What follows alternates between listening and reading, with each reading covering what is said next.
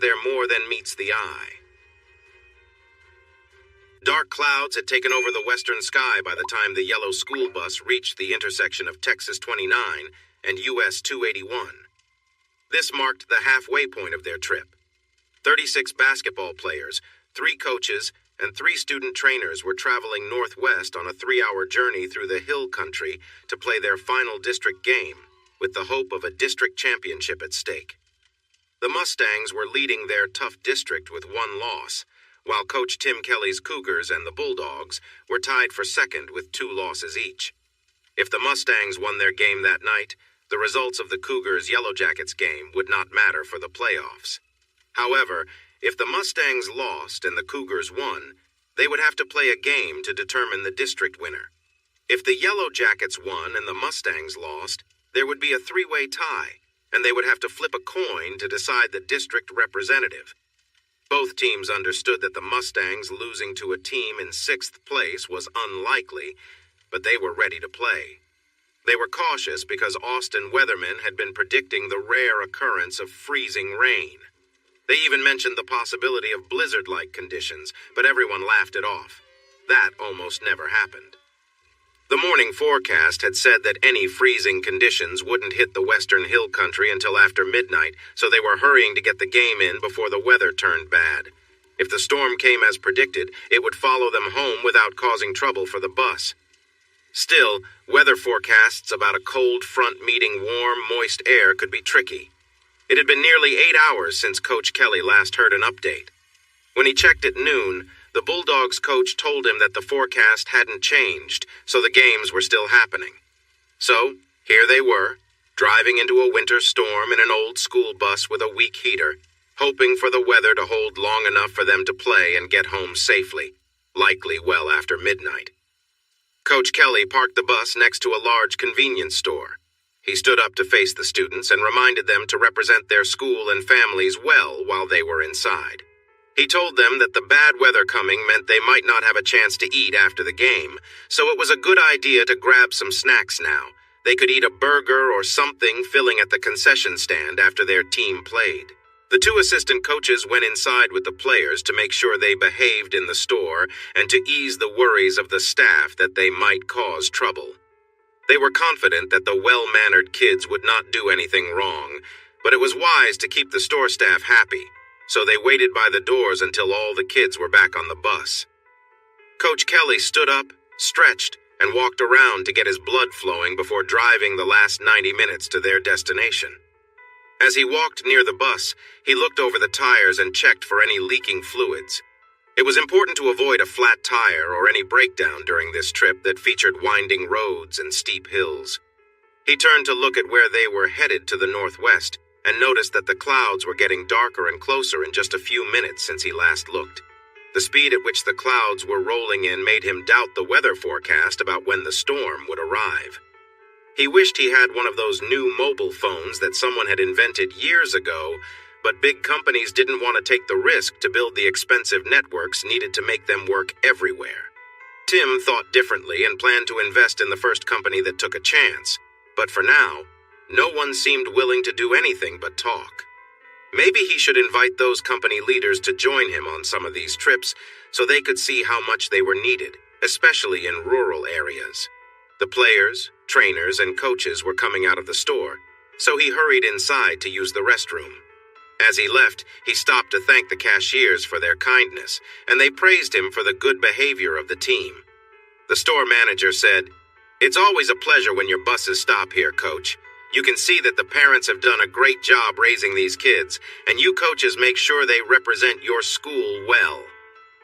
Tim promised that the team would stop by again on the way home after the games, and he would share their compliments with the kids and their families. Feeling good, Coach Kelly walked out with a smile, only to be met by 2 uniformed sheriff's deputies. Feeling the gaze of 39 young people and 2 coaches on the bus, he stopped to greet the officers warmly. The taller officer spoke first. "Coach, we received a call from your transportation director. The cold front is arriving faster and stronger than expected, so the games are postponed. You need to head back immediately and ensure all the kids get home safely. It's not official yet, but reports suggest a strong storm is coming, and it will hit around 10 or 11 p.m. much earlier than expected. You should get moving, Coach. Can we follow you back to the sheriff's office to use the phone for a few calls? It would help us a lot since we want to avoid waiting in the cold for parents, he asked. We have a phone tree plan, so only one player from each team, freshman, JV, and varsity, needs to call their parents. It would really help us. The deputies agreed, saying it was fine to make as many calls as needed. Just get all the kids home before the strong winds, freezing rain, and snow arrive in a few hours. Once the calls to parents were made, Tim contacted the bus garage to inform the transportation director they were on their way back. He thanked the deputies again for their help. On the way back, the bus was filled with talk as the teenagers managed their disappointment about not playing. They began to imagine the fun they might have if it snowed and started planning their unexpected Friday night without any responsibilities. Even though the phone tree was effective, 2 girls and a boy needed rides to a new neighborhood by Lake Travis since their parents were in Austin and wouldn't be home until later. Since no one else could take them, Tim loaded them into his pickup and made the 40-mile round trip. While driving, he thought about the possible effects of the winter storm, including power outages. There were no natural gas suppliers in his part of the county, so like nearly all homes in the school district, his house had electric heating. He needed to make sure he had plenty of firewood on the covered patio and stacked by the fireplace, just in case. He reminded his passengers to do the same before he dropped them off and headed home.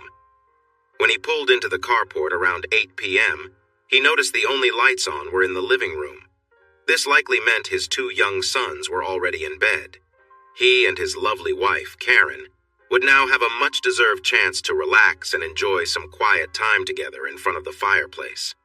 They typically saved their special time for Saturday after a long week of work as teachers, but this unexpected evening allowed them to get started a little early.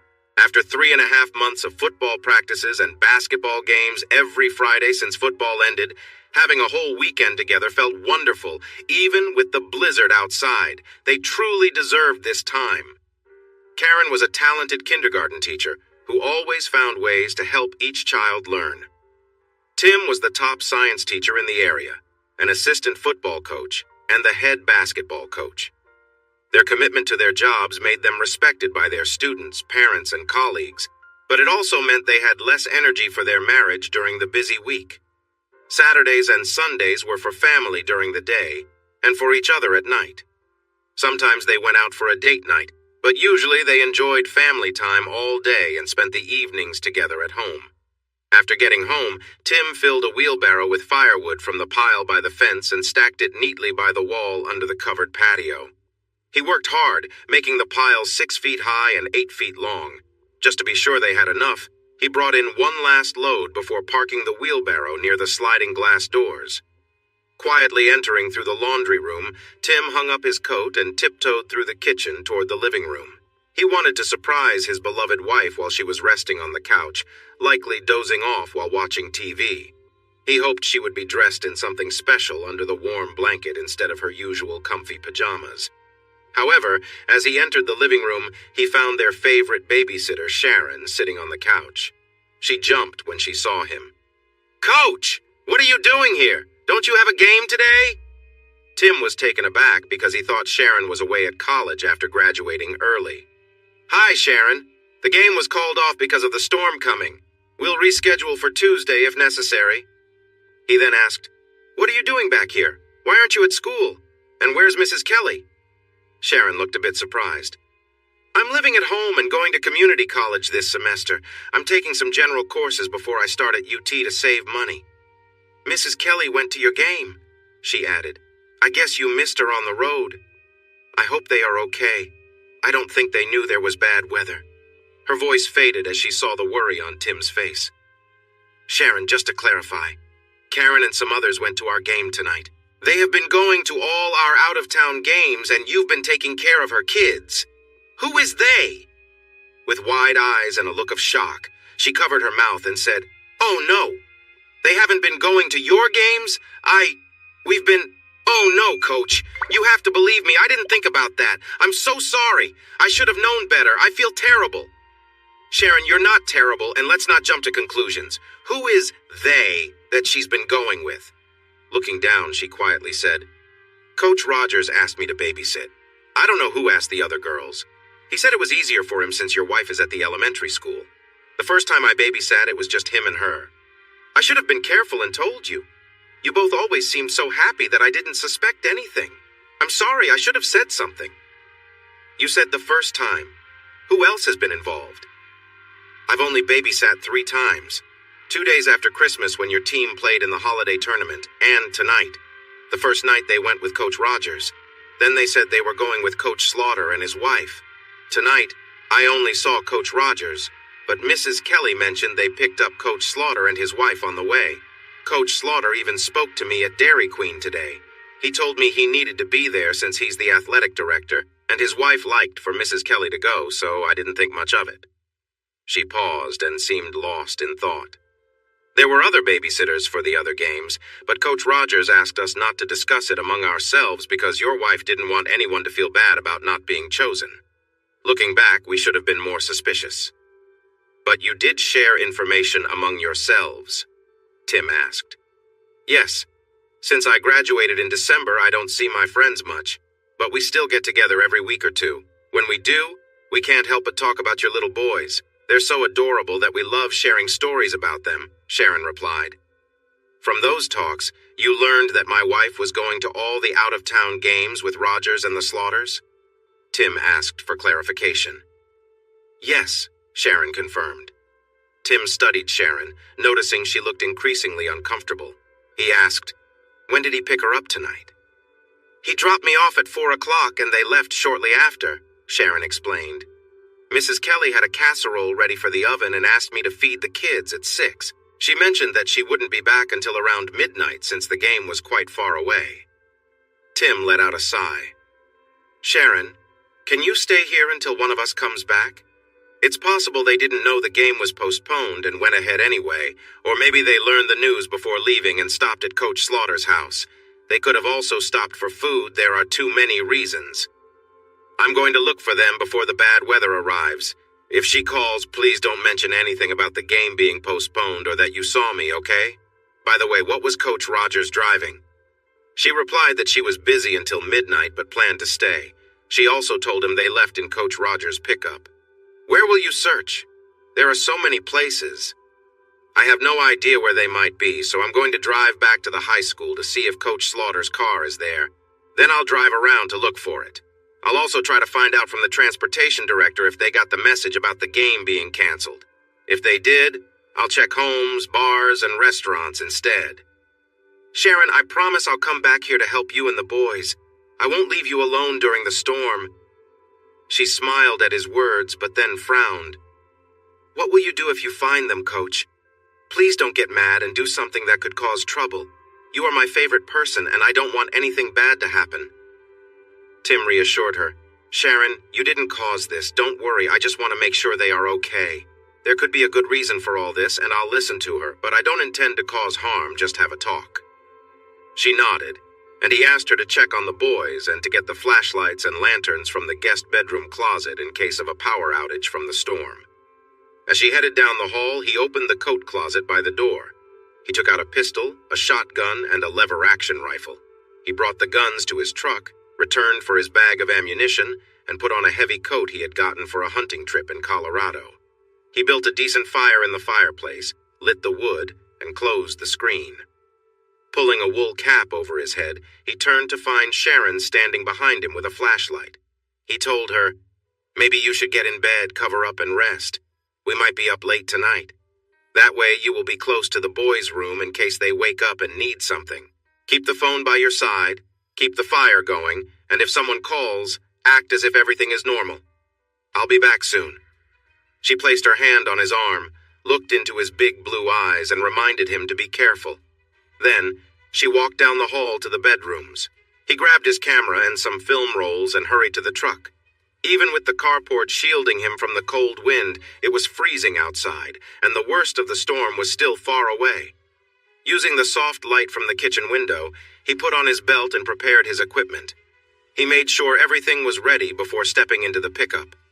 When he looked back at the house, Sharon was standing in the open door, her hair blowing in the chilly wind. She appeared worried, and her outfit was not warm enough for the weather ahead. He promised himself he would get her home as soon as he could. The road to the lakeside ranch that John William Rogers had inherited from his grandmother was rough and narrow, so despite his feelings of anger and worry, Tim had to drive carefully. The radio was talking about the winter storm coming, which had already brought heavy rain and snow to the area. The announcer warned that the storm was getting worse, with more freezing rain as cold air mixed with warm air. He advised listeners to prepare for possible power outages, but said that workers would be ready to restore power as quickly as possible. These warnings made Tim more determined to return to Sharon and his sons. He thought carefully about his plan. He couldn't leave them alone all night without light or heat, so he needed to make sure he did things right. He had 4 questions to answer. Who was she with? What were they doing?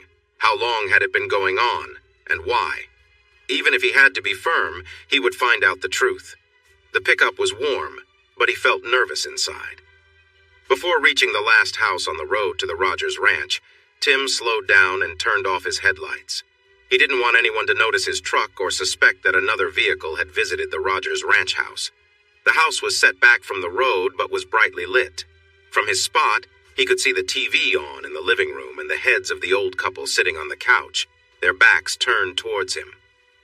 About a quarter-mile after passing the house, he turned his headlights back on, grateful for the fading, natural light that helped him stay on the narrow road as a storm approached. He switched off his headlights again as he neared the final hill of his journey. Stopping about a quarter-mile from the well-lit house, he backed into a pasture road, hidden by brush. The pasture road followed a small stream that crossed the county road. The house was out of sight behind the hill, so no one could see him either. The sky to the northwest had grown completely dark, with flashes of lightning signaling the storm's approach. Though the storm was coming fast, the moonlight above still gave him enough light to see the road ahead. He estimated he had about 40 to 45 minutes before the storm would hit, which could make getting out of there risky. He pulled the belt and scabbard from the console, securing his knife across his left shoulder where he could easily reach it. He slung his rifle over the other shoulder and hung a camera around his neck. Then he took out a small cassette recorder, which he often used for preparing lessons, and tucked it into his hunting jacket's inside pocket. With a flashlight secured in another pocket, he felt weighed down but smiled. Thinking back to all the times he had carried similar gear and still managed to drag a deer out of the brush at night. He laughed at himself for complaining now. Holding his shotgun in his right hand, he jogged across the culvert and up the hill toward the ranch house. A single light on an electric pole in the back illuminated 3 pickups and a car parked there. Staying in the shadows along the east side of the house, Tim carefully observed the scene. Seeing no one outside, he moved quietly to the front, where light spilled from the windows. Avoiding the glow from the windows, he discreetly peeked into the living room. Inside, Coach Rogers, Coach Slaughter, and Barry Benton, the school board member known for his loud, brash behavior, stood chatting and drinking, clearly enjoying themselves. Tim, wanting to capture some of the conversation, pulled out his recorder.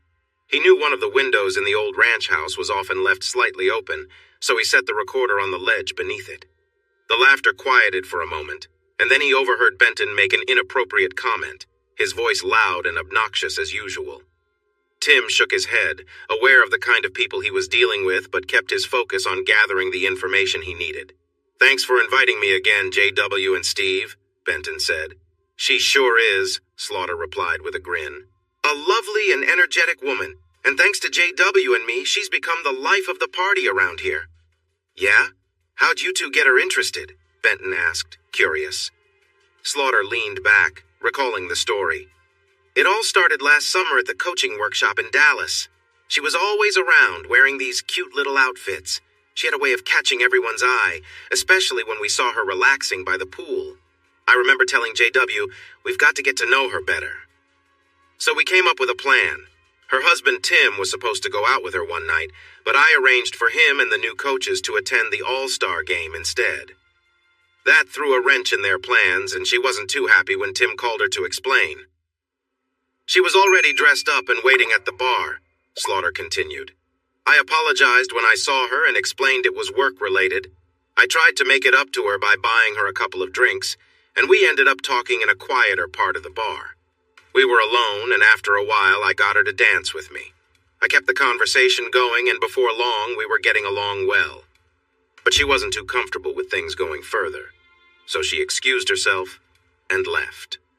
Slaughter paused, then added, "After that, she avoided me for a bit, but JW came up with an idea when basketball season rolled around. JW, you take it from here." JW chuckled and said, "Well, people say I've got a way with words, you know." "Some do. The rest probably think you're full of it," Benton joked. "Maybe," JW replied, "but I started chatting with her more during the games. I'd drop by her room after school just to talk, and then I'd give her a call when she got home. Little by little, we became friends, and that's how things got rolling." The conversation continued, and the three of them shared stories and laughed, reminiscing about the events that brought them together. In the beginning, it all seemed innocent.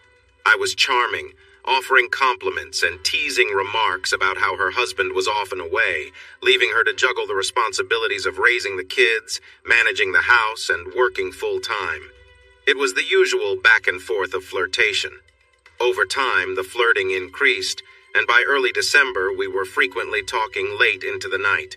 Our conversations became more personal, discussing everything from how her day went to light-hearted jokes. It was clear that we were growing closer, and I could sense a shift in our dynamic. Later that month, when her husband was occupied with work, we decided to meet up. I suggested we go out for a drink to relax and unwind, and after some hesitation, she agreed. We both knew that going out in public might draw attention, so I recommended a quieter spot to avoid any gossip. Once we were alone, the atmosphere became more intimate. We continued talking, and as the evening went on, our connection deepened. There was a natural closeness between us, and eventually, that led to sharing a kiss. At first, she was hesitant, but soon we were caught up in the moment, exchanging kisses with growing intensity. As the night continued, our feelings became more apparent.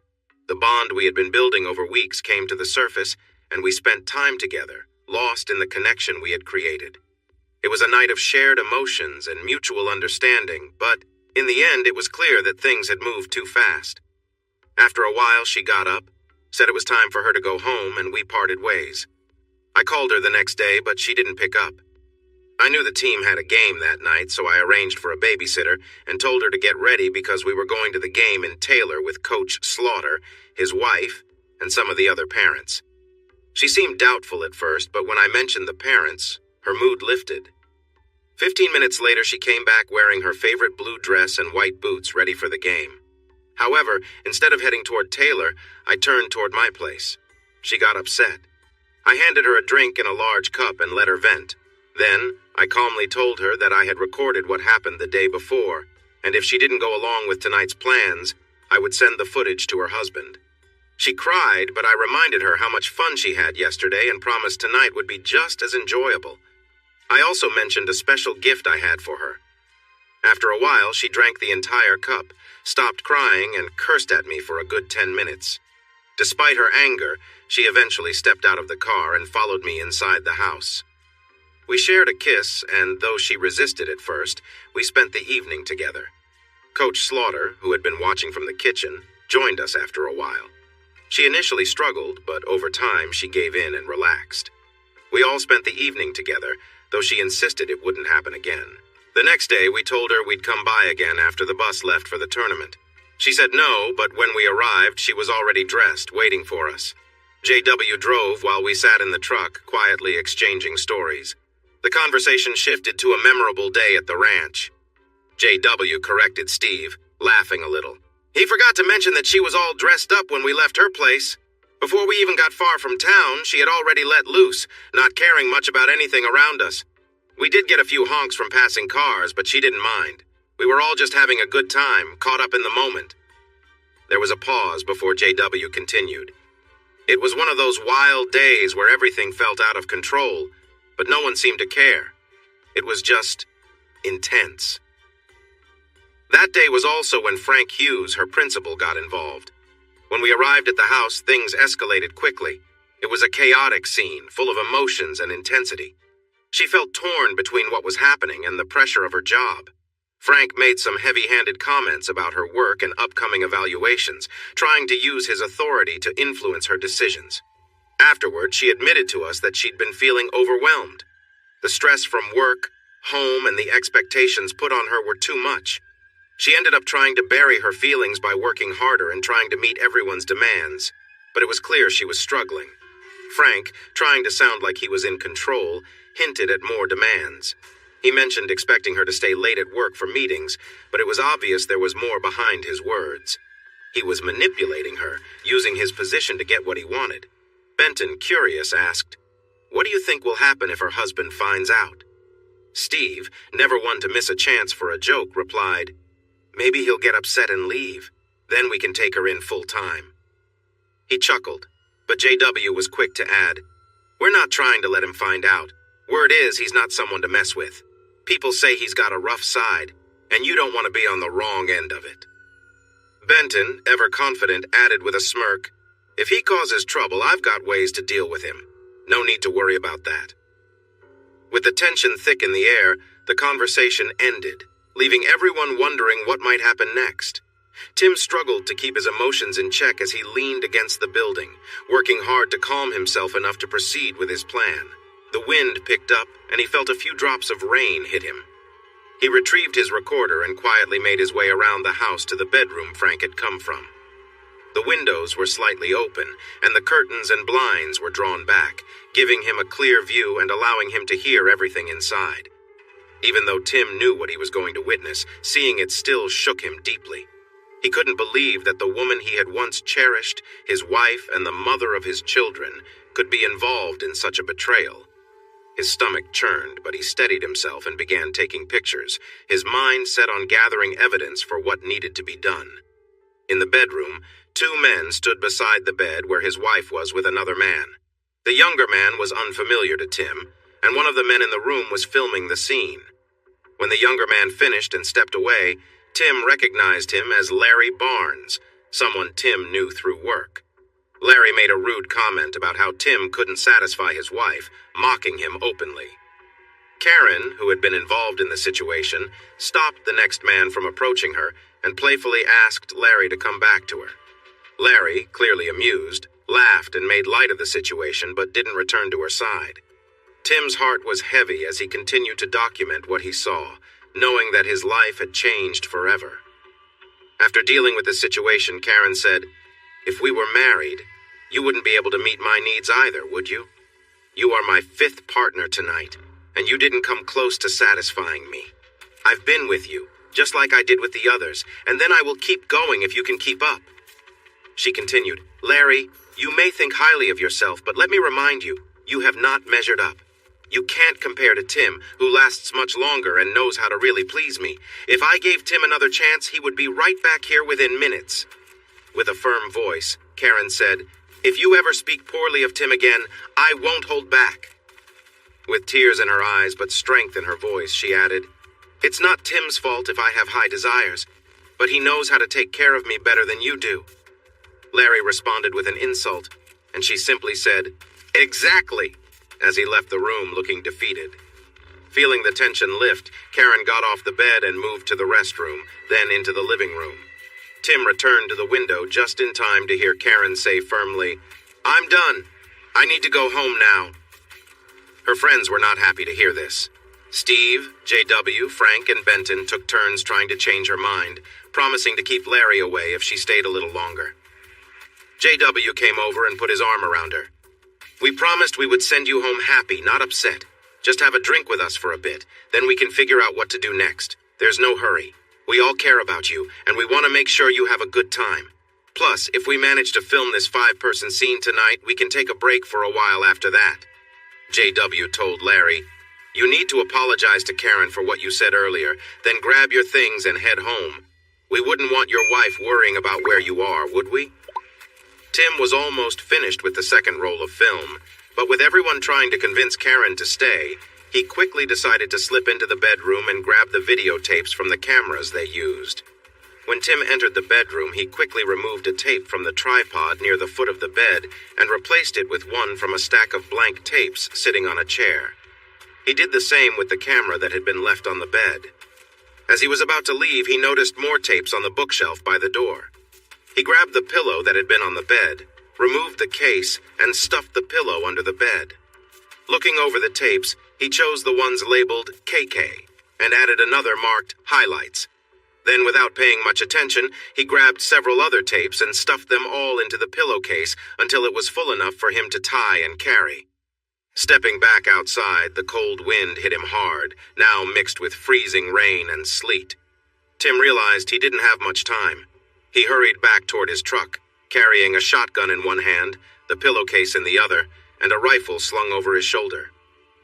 When he reached Larry's car, something about seeing it sparked a sudden rush of anger in him. Pulling out a knife, he slashed the tires and muttered to himself about how Larry deserved it. His rage not fully satisfied, he went from one vehicle to the next, puncturing all their tires. He even scratched the paint on Larry's car with his knife, feeling a twisted sense of satisfaction. Tim's anger had now shifted to destruction. He thought about the threats they had made against him and his family. They had said they would kill him if he ever found out, and now he had. It felt like the choice had been made for him. As the wind picked up and the storm made visibility worse, a new idea crossed his mind: cutting off their power. He considered shooting the transformer, but then remembered there was a backup generator in the pump house. He rushed over, grabbed an axe from the shed, and smashed the generator until it was beyond repair, gasoline spilling onto the floor. Laughing to himself, Tim felt a wild energy rise within him, something he hadn't felt in years. He looked around, thinking about what to do next. Tim felt a surge of anger as he looked around, seeing mostly useless things. In a fit of frustration, he swung the axe at the electric box for the pump. It didn't really help anything, but it let him release some of his pent-up rage. With the axe still in hand, he stepped outside and followed the telephone line back to the house, cutting it.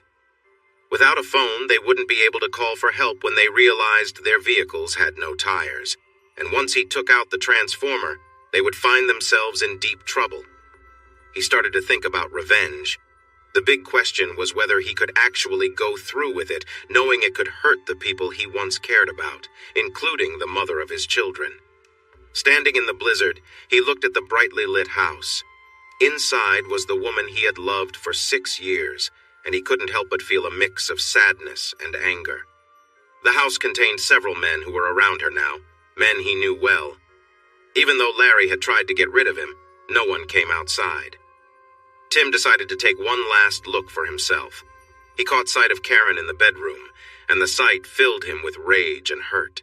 His heart raced as he realized the reality of what was happening, and he felt his love for her fade away. With a heavy heart, Tim thought to himself that maybe it was better for his sons to grow up without her negative influence. He took some pictures with the last of his film, capturing moments that he never wanted to remember.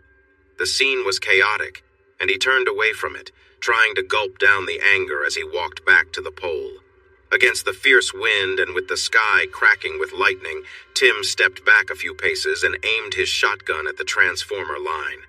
He waited for a flash of lightning and fired just as thunder rumbled, hoping to blend the noise with the blast. In an instant, sparks flew, and chaos erupted as the line seemed to burst. The lights in the house went dark as he hurried away from the dangers of the snapping wire. Feeling satisfied, he ran toward his truck.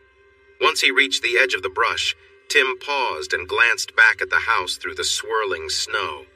He saw a flashlight shining and noticed a man come out the back door, yelling to the others, "Wow, the blizzard is here! Oh no, the power line is down, sparking near our trucks! Get dressed! We need to leave now!" His loud laughter was lost in the storm as he turned back to his truck. The rain and sleet had changed into a heavy snowstorm, making it hard to see. He walked about 100 yards when he heard a loud noise and the sky lit up.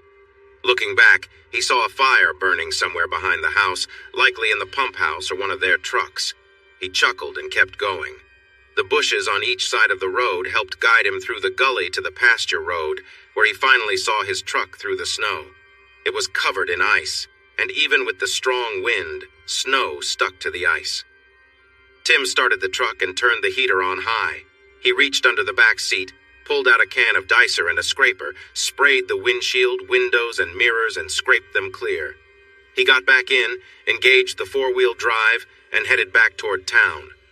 Confident that no one could see his lights in the blizzard, which limited visibility to just a few feet, he turned on his low beams and fog lights and made his way home. He couldn't see the ranch house and hoped the elderly couple there wouldn't spot his lights. Suddenly, the dark sky behind it lit up and then faded. One of their trucks was gone. He laughed again and focused back on the road.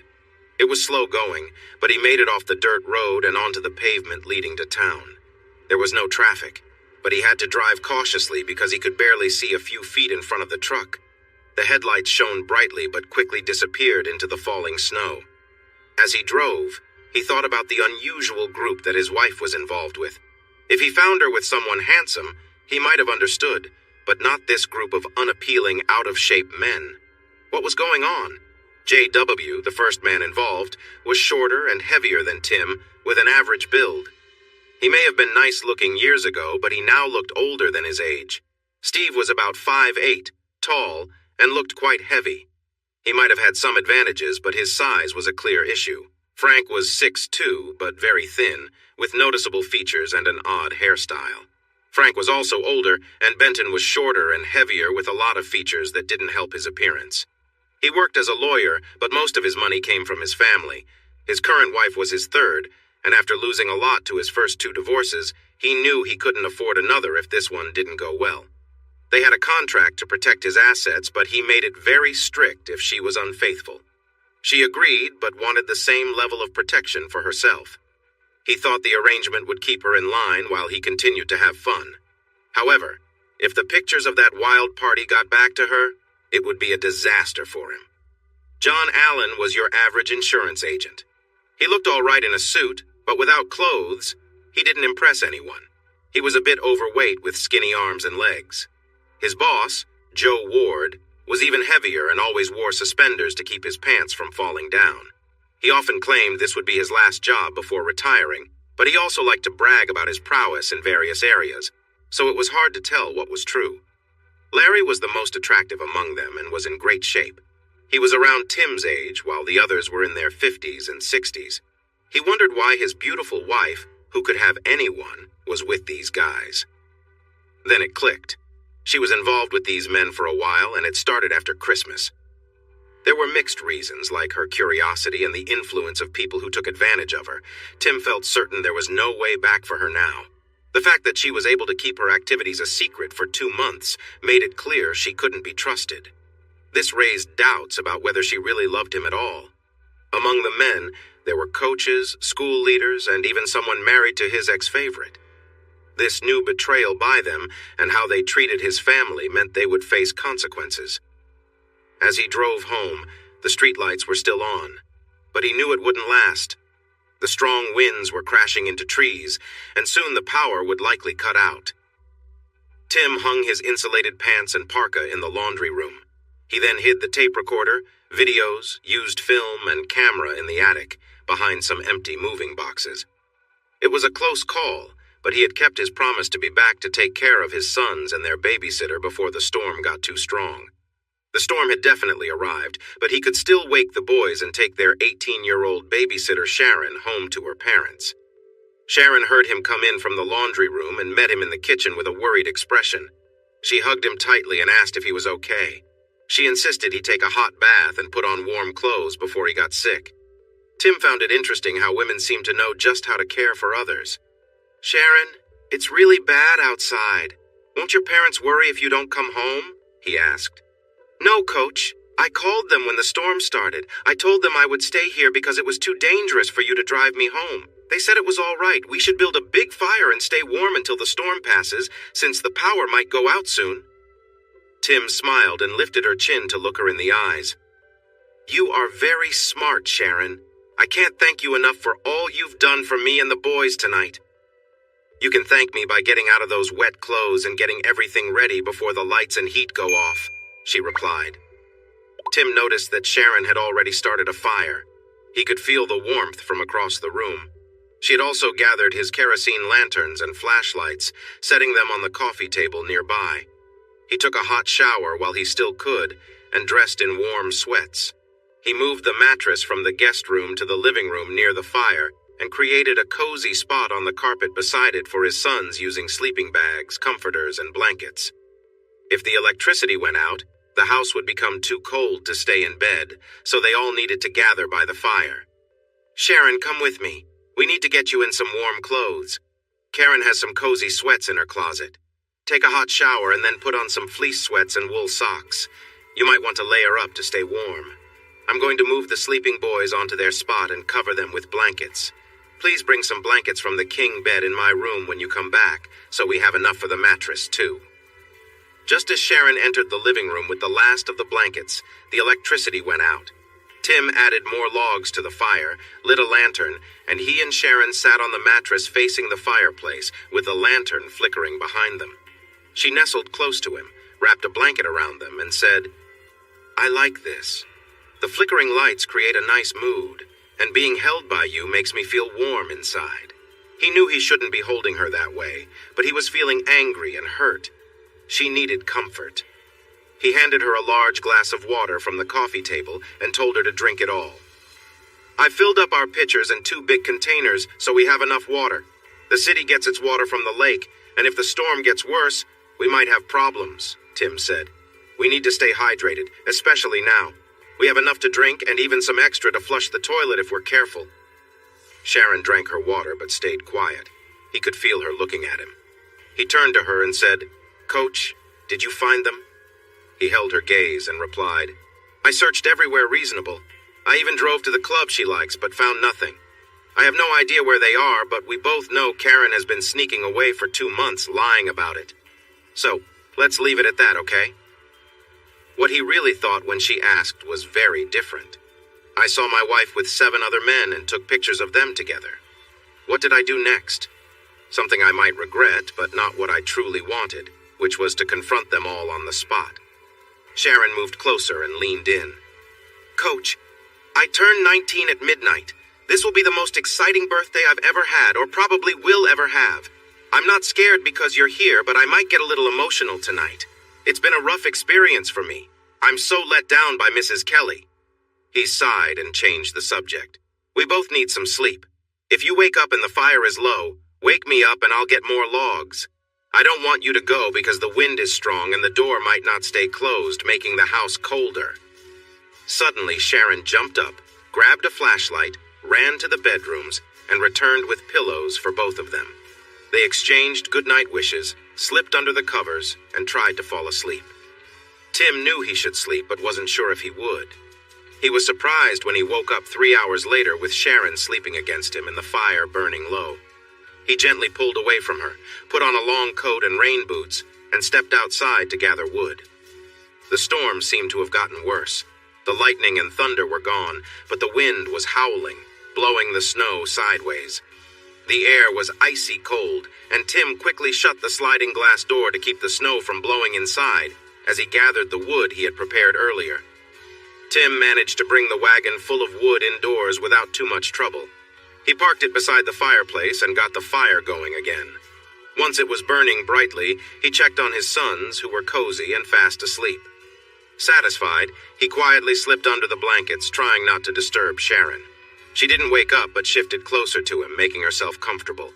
Sharon rested her head on his shoulder, draping her arm over his chest and tangling her leg with his. She was sound asleep, her breathing slow and steady. Despite everything he had been through that night, he felt comfort in her closeness. He focused on calming his thoughts and drifted off to sleep. The next thing Tim remembered was waking to the warmth of Sharon's soft kisses on his lips. Still half asleep, he returned her affection. They shared a tender moment, holding each other close, and soon Tim was lost in the comfort of being with his wife. They spent the quiet early morning hours wrapped in each other's embrace, finding solace in their closeness after a long and exhausting day. Eventually, they both fell back into a peaceful sleep, the warmth of the fire filling the room. Tim felt a rush of confusion as the realization hit him. He wasn't with his wife. This was Sharon, the babysitter, and everything suddenly felt wrong. Sharon had just expressed her gratitude, telling him how much she had enjoyed the moment, but his mind was spiraling. She nestled beside him, her body resting against his, still basking in the aftermath of their shared connection. "Tim, this is the best birthday present I've ever gotten," she said softly, kissing him once more. But he could barely focus on her words. His thoughts were clouded with guilt. Sharon's gentle touches and kind words were filled with innocence, but Tim's conscience was fighting hard to regain control. He struggled to maintain his composure, scolding himself internally. "This isn't right. She's young. She trusts you." He couldn't allow things to go any further, no matter how much his emotions were tangled. He gently pulled his hand away as Sharon's expression changed, her eyes searching his face for signs of hesitation. He knew she was looking for reassurance, and although she didn't find guilt there, Tim knew they needed to stop.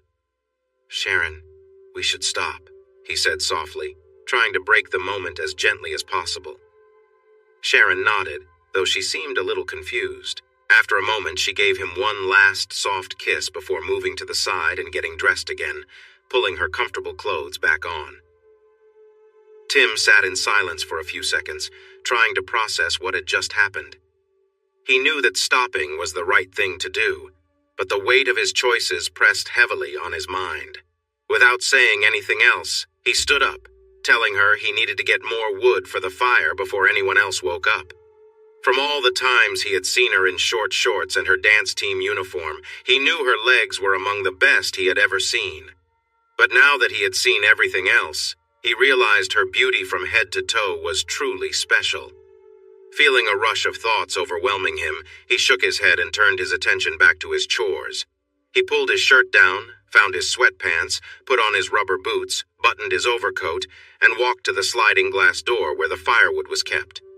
Tim opened the heavy curtains and was amazed to see that his yard, the outbuildings, the trees, and everything else was covered in snow. Seeing such a winter scene in central Texas felt unreal. Wanting to share the view, he signaled to Sharon, who cuddled under his arm and admired the beauty with him. He kissed her on the head, released her, and dashed outside to gather more wood. Once the fire was going again, he walked down the chilly hall to the even colder bedroom to grab his battery-powered radio.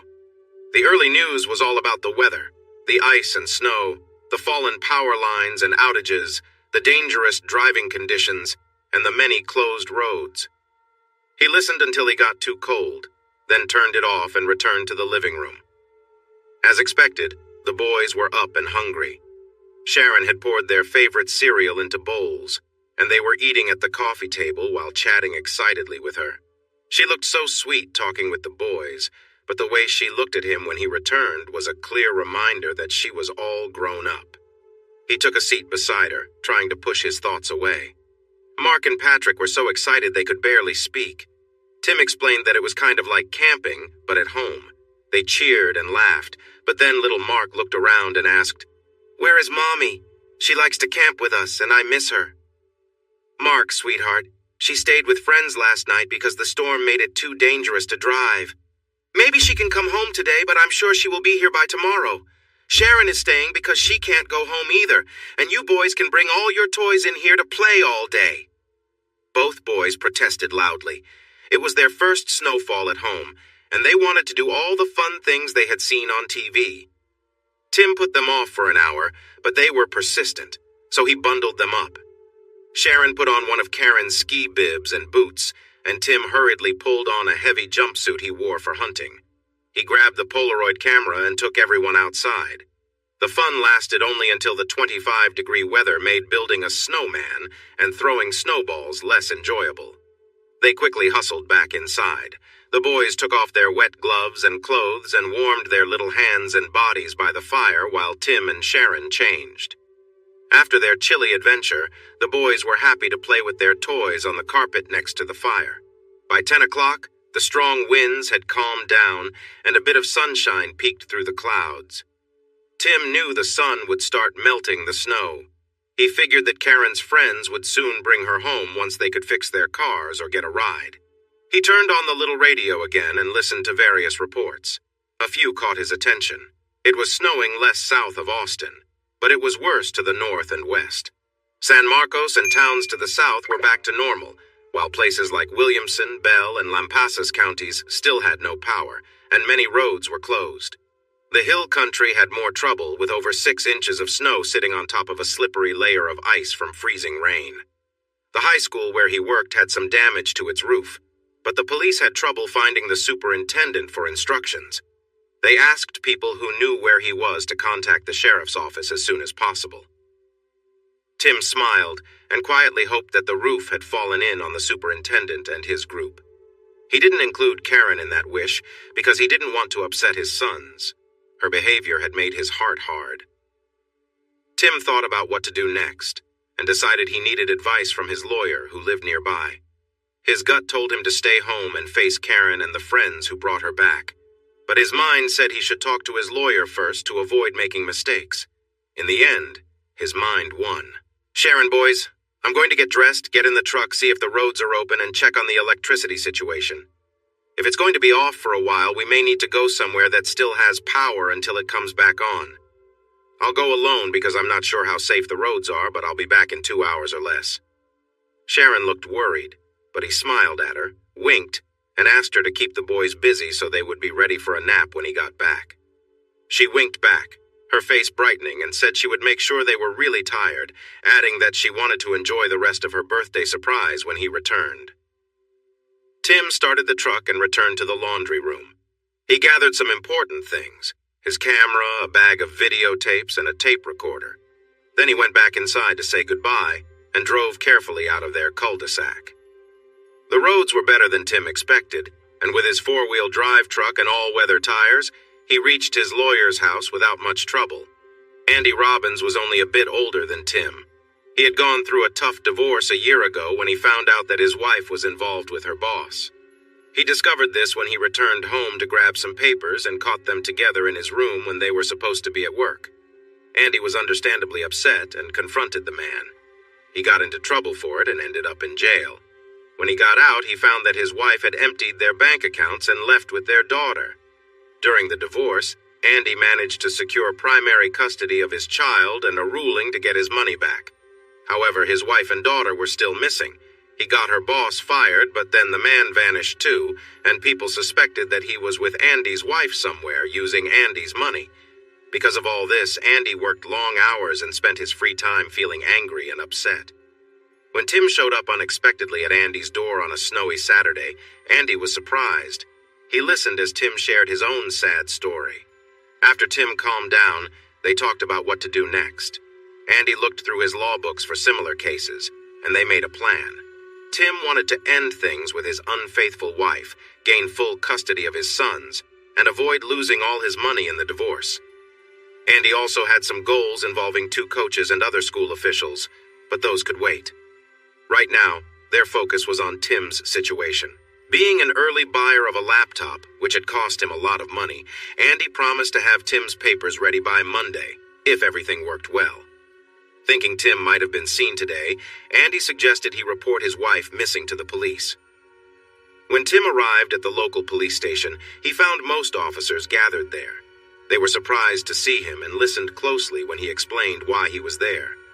Some officers looked curious as they wondered about the reasons behind Tim's wife disappearing during the snowstorm. The police chief mentioned that many people were reported missing, likely because with phone service down, anyone away from home during the worst of the storm couldn't call to check in. They reported that the rescue teams had found several people who had sought shelter when the snowstorm started. The sergeant reminded Tim that his wife was young, healthy, and smart, so he felt sure she would be all right.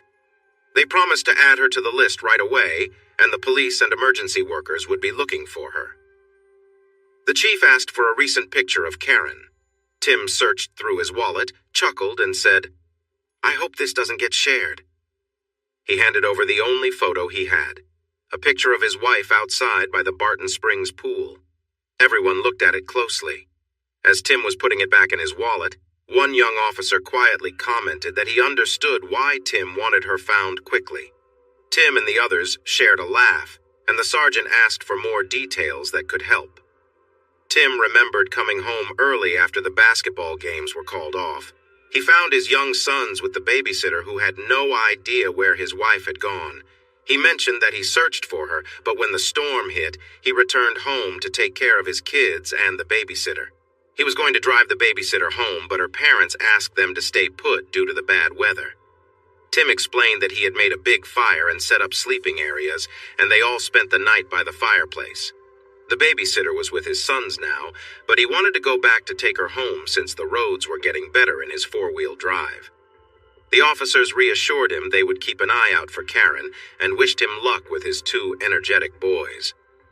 Before heading home, he drove out to the county lane toward JW's ranch and saw that the snow-covered road was untouched. He smiled and returned home. Sharon greeted him with a smile and a shh, pointing at the sleeping boys.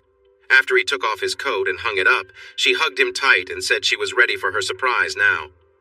Tim gave her a gentle kiss and explained that his lawyer had advised him to take her home quickly to avoid problems with his upcoming divorce. She looked disappointed, but after he explained further, she said she understood, but wanted a rain check. With a smile, Tim assured her that she would get her surprise at the right time. They talked about what to do if Karen showed up at her parents' house, with or without anyone else. He shared his plans for the weekend and Monday. She promised she would never tell anyone about what they had done or his plans, no matter what. He smiled and hugged her again. She moved close to him, and he gently pulled back enough to ask, "Sharon, can we please wait until things are more settled? It's not that I don't want you." She smiled and agreed, but playfully squeezed his side and said, "You are a good man, Tim, but I can see how much you're interested in me." She gave him a playful look and warned, "Remember, you're the one I want to be close to, but now that you've shown me how nice being together can be, I might not be able to wait too long." He playfully tapped her on the back and shook his head in mock disapproval, then went to pack his son's things. When he returned to the warm living room, the boys were awake, finishing a snack with Sharon. They loaded the truck and started toward her house. The ride over the snowy roads was calm, and her parents were delighted to see her. They assured Tim that they had a fireplace, plenty of firewood, food, and water, so they would be okay. Her family started heading back to the house, bundling up against the cold wind. Sharon opened the back door, kissed the boys goodbye, and told Tim, "I'd like to help you in any way I can, Coach. Just let me know what I can do." Tim turned to her and said, "Actually, I have something for you to do." Sharon smiled. "Consider it done," and walked toward the house in a way that definitely caught his eye. He grinned and honked as he pulled away, wondering if there could be a future for a connection between a 19-year-old and a 26-year-old. Probably not, he thought. But she was quite charming from head to toe, and he admired her youth and energy. Perhaps a close friendship between a recently divorced man and a college student could work, especially when summer came. Tim stopped by the police station to inform them he was taking his sons to stay with relatives in the South until the power was restored. The officer on duty, Jimmy, was a former neighbor who had moved to a bigger neighborhood closer to his wife's job. Jimmy asked for a way to contact him if his wife was found, raising an eyebrow when Tim gave him Andy's number. "Since there are no phones yet, I don't know where we will stay, but Andy will know where I am and how to reach me. He's a neighbor and my lawyer, but let's just keep it as neighbor and friend for now." Jimmy noticed Tim's bare ring finger and held up his own. "I understand, brother, I understand. When I saw her name, I was curious why she wasn't with her family. Any idea where she might be?" "Not really. I came home about 7 hours early because our basketball game was postponed. The babysitter was there, and she told me Karen was picked up at 4:30 by a man in a pickup truck, but she didn't say where they were going or who he was with. Please let Andy know as soon as you find her, no matter what. I'm not sure I want the boys around if things get tough, or if I discover she was out doing something not right." Jimmy patted him on the shoulder and wished him a good journey, reminding him that there would likely be other drivers on the road who might struggle in the snow, so he needed to be careful. The main road to Austin was blanketed in fresh snow. The traffic lights were out, and several cars were stuck in the ditches, but his 4X4 with all-weather tires handled the conditions well. However, he was running low on gas, so he stopped at a gas station just south of Austin. He bought a newspaper and flipped to the sports section. He saw the headline, "Mustangs Win District Title." The first and sixth place teams had played their game the afternoon before to avoid the storm. and the first-place team won. This meant that they wouldn't reschedule the postponed game since it wouldn't affect the playoffs anymore. Tim felt both sad and relieved. Sad that his team was out of the running, but relieved that he was done with coaching for the year. Now he could focus on the difficult things ahead. As he expected, by the time they reached San Marcos, there was only a little snow, and when they got to New Braunfels, there was none at all. Tim drove straight to his friend's house, left the sleeping boys in the back seat, and knocked on the door. Will, known as Wild Willie to his friends, pulled him into a big hug and tried to bring him inside. Tim explained that his boys were in the truck, so Will helped him carry them into the house. His wife, Laura, told them to put the boys on one of the beds in the guest room, then they all went to the kitchen to talk. After discussing the winter storm, Will asked why Karen wasn't with him. Tim explained that he came home early because the basketball game was canceled, only to find their babysitter at his house. The babysitter mentioned that she was there so Karen could go to the game with his boss and another coach, as usual. The only issue, Tim told them, was that his wife and the coaches hadn't attended an away game all season, and they weren't going to this one either. Laura looked worried and came around the table to embrace him. Tim explained that he was looking for a place to stay until tomorrow or Monday, and why. They insisted that he would stay with them, and Laura would help care for the kids. It would be good practice for when their first baby arrived in 7 months. He looked at her closely and jokingly said, "Wow, you don't look pregnant at all. Are you sure? You seem to have a nice glow, and while you look great, your waist is still slim." "You're kidding, right?" Laura smiled, waved her hand, and said, "You're flattering me." Will felt proud. Tim gave them warm congratulations with big hugs and kisses on the cheek. They talked about becoming parents for a little while before Tim went to check on his kids. When Tim returned to the table, he asked Will, "Does your friend still have the camera shop downtown? Is he open today, and does he still develop photos?" Will nodded and replied, "Yes, he has the shop, develops photos, and he's open all day today. Do you want me to take you there?" Laura offered to watch his children, and Tim drove Will downtown. "Even if he wasn't open, he'd probably be there. He lives above his shop now," Will explained as they drove. "He and his wife got divorced about 6 months ago. Even though he didn't do right, she got the kids and the house. He sees them every other weekend and for a month in summer. Life can be tough, and divorce laws can be unfair." Tim said carefully, "Will, there's more to this than I'm saying, but I need your promise that you won't tell anyone, even a jury, that I shared this." Will raised his hand and promised he wouldn't as he drove on. "I found some things," Will said flatly. "I have 2 rolls of film and some videos. I think they belong to Karen and maybe some other girls, but I haven't watched any of them. I want to make copies and store them safely in case I need them later for my divorce and custody. I'm sorry to involve you and Carl, but I really need your help." "Brothers for life," Wildman said with a big smile. "You know we're here for you." When they arrived, Carl waved and finished helping a customer before coming over to greet them. Tim explained he needed 2 rolls of film developed quickly, and Carl agreed to help while they waited. He asked his assistant to manage the front of the store and took Tim and Will to the back to prepare the film. Tim also asked Carl if he could copy VHS tapes. Carl pointed to 3 VCR players and said they could do high-speed copying. Tim then brought in a bag full of tapes and asked how long it would take and how much it would cost to copy them all. After counting, Carl gave him a fair price and said he could work on it today and tonight. As he set up the machines with blank tapes, he said, "Let's get started. Give me the first 3 tapes you want copied. How many copies do you want?" Tim replied that he wanted 2 copies of those 3 tapes and 1 of the others. Carl started copying the tapes. While they were still in Carl's office chatting, Laura called to remind Will that they had promised to go out with 3 other couples that night and wanted Tim and Carl to join them. The boys were going to stay with 3 kids and 2 babysitters at Harry's house, so they couldn't back out. The beer garden had a lively atmosphere with lots of German beer and friendly people, which made everyone more relaxed. They were the only group sitting outside on the cool night, gathered around several tables pushed together. A jukebox played sad songs, mostly old country, but also included tracks from Elvis, Ricky Nelson, and Johnny Mathis. When Betty, Harry's wife, asked where Karen was, Tim, who had enjoyed a few drinks, spoke up. He mentioned coming home early to find the babysitter instead of his wife, who hadn't come home or contacted him. He thought she might be out with other men since he had taken the boys and left before she returned. He said they knew there was a lot of snow in the Austin area but didn't know how severe it was. Tim didn't offer much more insight. Will was already aware of Karen's actions, but the other men were shocked. John exclaimed, "I can't believe she would do that!" And Harry said, "I never would have believed Karen could do something like that. Are you sure?" Tim shrugged. "I can't say for certain, but what else could it be?" Tim noticed the four women exchanging looks after Harry spoke up and challenged them. "What, you ladies aren't surprised?" The women glanced at one another again, and Betty said, "No, I guess not. Men often miss the signs, but we understand each other well enough. The last time we were all together, she was flirting a lot when you weren't around."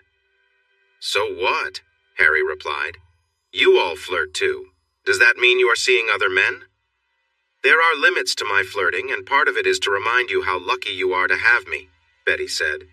"But remember when you had to look for me at a dance because I hadn't come back for a while? You remember how she said she was feeling sick, but then went back to having fun?" Betty's comments caught Harry off guard, and he stumbled in his response. "Okay, but you know those two are often not truthful. We didn't believe a word because Will, John, and I were outside and nothing really happened then." Laura spoke up, looking at her husband. "Harry, John, Corky, Will, has Karen ever made you uncomfortable on the dance floor or anywhere else? Has she ever flirted with you, maybe kissed you?" Laura asked, her voice curious but serious. Will turned red, stammering, "She was drunk. It didn't mean anything." "Are you sure?" Laura pressed. "And are Vic and Louis lying, or are you all telling the truth when you claim nothing really happened? You sound as uncertain now as when I first asked you." The women turned to Tim, and Laura continued, "We're sorry, Tim. We would have told you if we had solid proof, but we've had our suspicions. We know she loves you a lot, but something's been different since after Mark was born. She used to be all about you, always talking about how much she loved being with you. She would share way too many details with us, but there was no question that her life was all about you. Lately, though, after a couple of drinks, it seems like she's looking for something else. Maybe, given what you think you've learned, she has started finding enjoyment with others, too." Tim looked thoughtful, but then chuckled. "It's not that I doubt my wife could handle these guys if she wanted to, or that they wouldn't try if given the chance. But really, 5 men in 20 minutes? That's hard to believe." Betty laughed sarcastically. "Well, it wouldn't be the first time." The other wives chuckled too. Tim pointed playfully at the 3 men, then let his hand fall limp, making everyone laugh. The 3 men, however, looked embarrassed and guilty. Tim was still processing Will's shaky denial and everything the women had said when Carl walked up and introduced his cousin and her friend. The mood shifted quickly.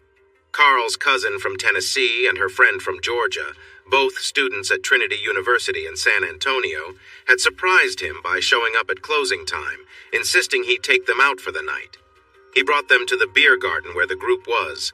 They all drank too much, shared loud stories, danced with one another, and even said some over-the-top goodbyes to people who weren't their spouses. Throughout the night, Tim's mood swung between sadness, happiness, and deep thought. The group tried to keep his spirits up, with each woman taking turns to distract him with light-hearted dancing and conversation. Tim spent the evening enjoying the company of friends.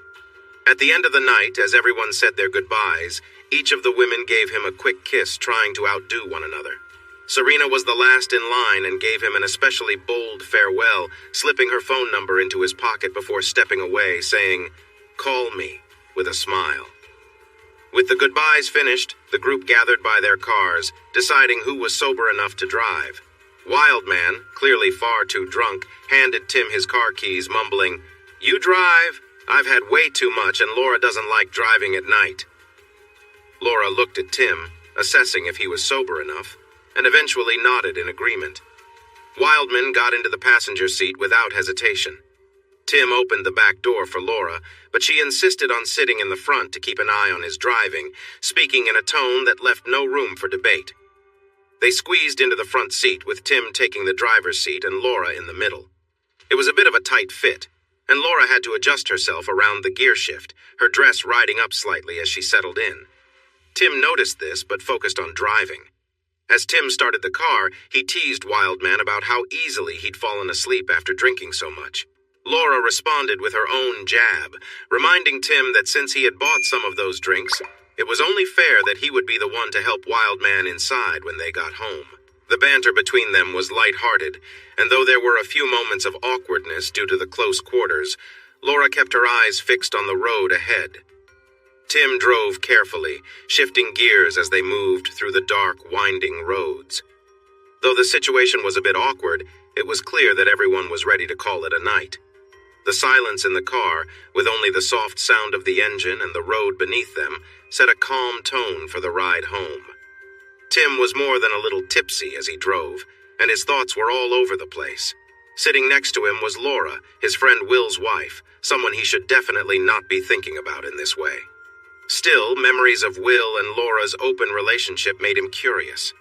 Maybe it wasn't such a big deal after all. As he drove, Tim found himself distracted by Laura's presence. He reached out, lightly touching her leg, thinking about how far he could push this. His hand moved higher on her thigh, and though it felt wrong, he excused his actions by reminding himself of what he'd heard about Will and Karen. Laura didn't pull away or say anything, so Tim let his hand linger, testing the waters. The hem of Laura's dress slid up as Tim's hand moved. It felt like everything slowed down when her dress revealed more of her legs. Laura remained quiet, her expression unchanged, but she finally spoke as they neared a stop sign. "Eyes on the road," she said calmly, but she didn't pull her dress down either. Tim quickly focused on driving, but as soon as they were moving again, his hand returned to her leg. They drove in silence for a few more minutes, the tension thick between them, though Laura didn't acknowledge it. When they reached their destination, Tim parked the car and turned off the engine. He looked over at Laura, feeling uncertain but curious. Will was still sound asleep in the back, oblivious to what had been happening. Laura turned toward Tim, meeting his gaze. "Enjoying yourself?" she asked softly. Tim hesitated before answering. "Maybe a little. It seems like you didn't mind either." Laura smiled, though her tone remained light. "I have no idea what you're talking about. I just didn't want you falling asleep at the wheel." Tim wasn't sure what to make of that, but before he could say anything else, Laura added, "You know, I wasn't really trying to mess with you, I was just keeping things interesting."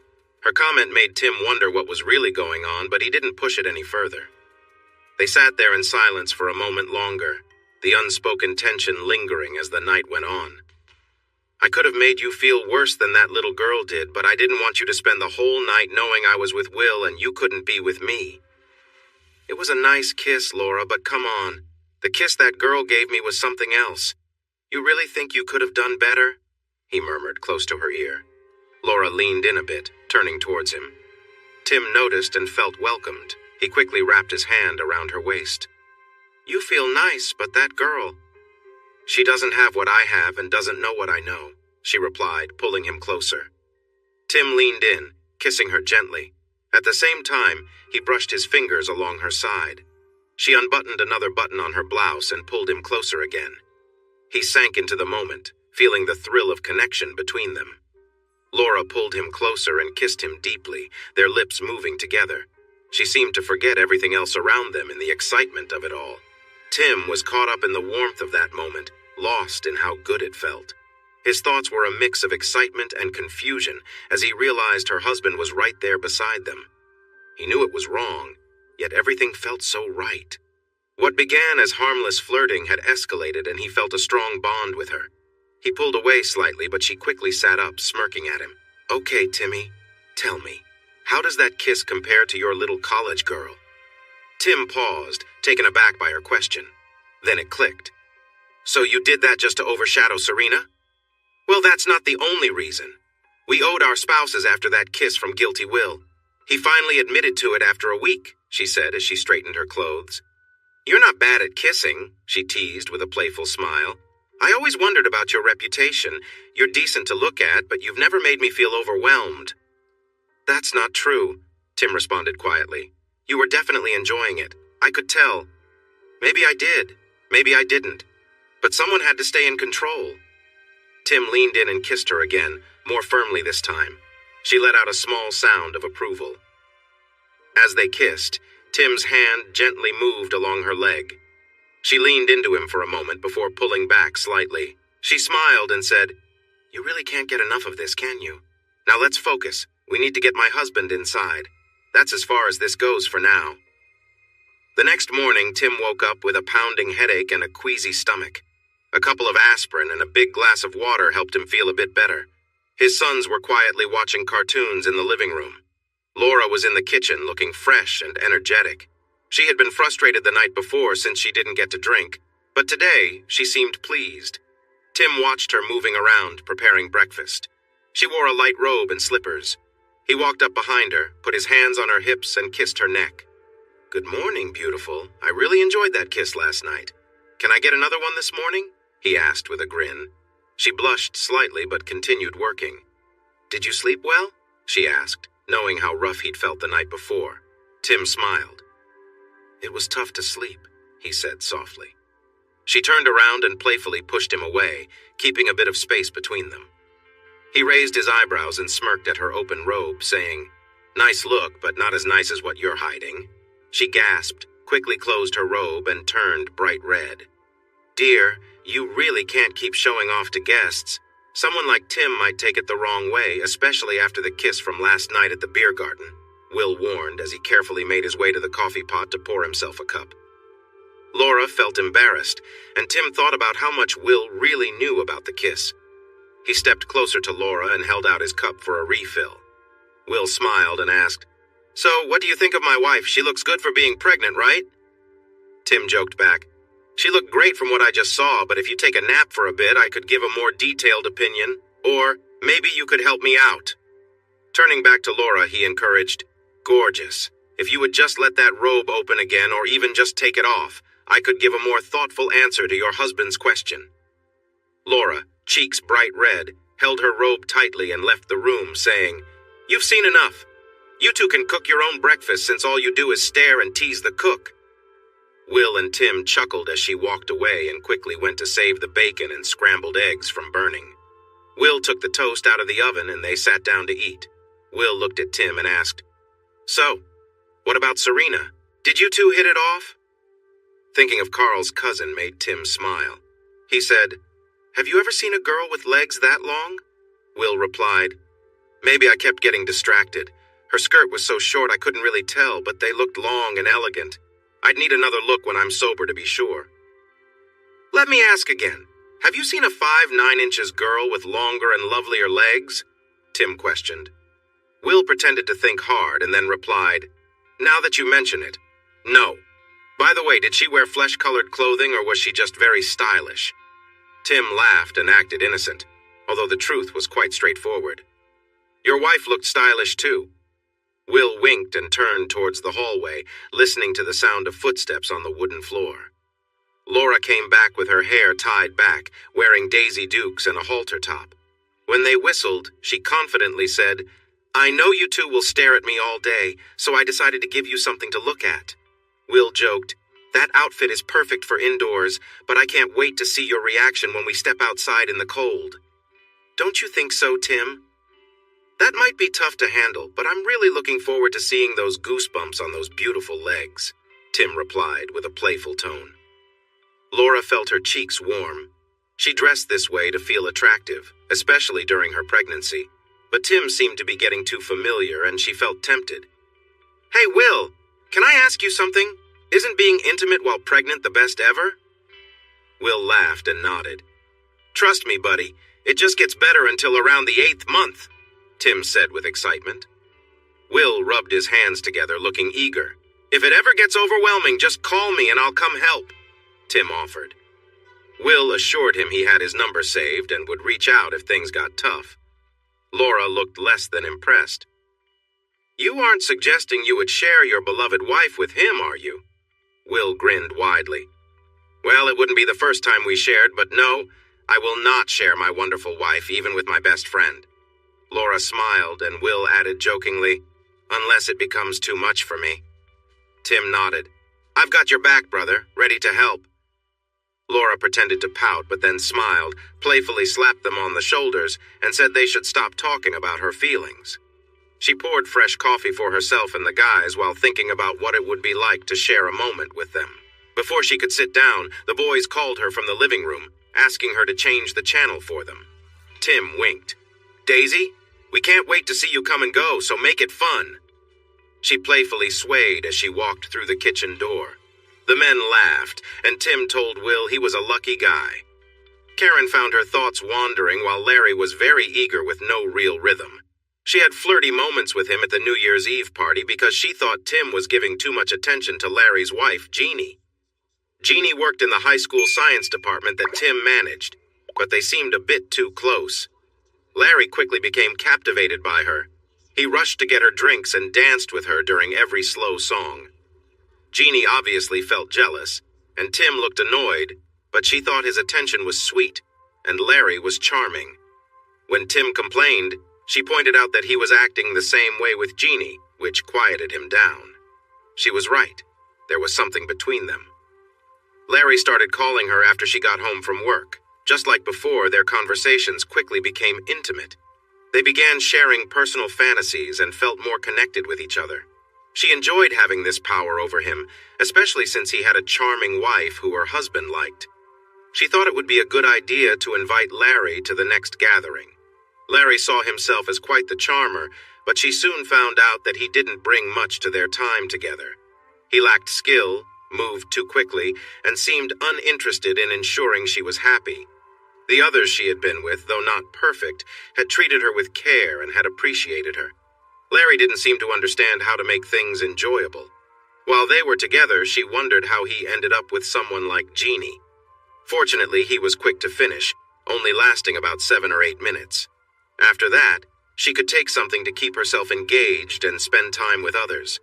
She had been told that her commitments would end once the film was done, allowing her to return to a quieter life as a wife, mother, and teacher. She knew from her past experiences that she might be tempted to wander again, but right now, the idea of living a stable life felt more appealing than it had in a long time. Karen discovered 3 important things about herself.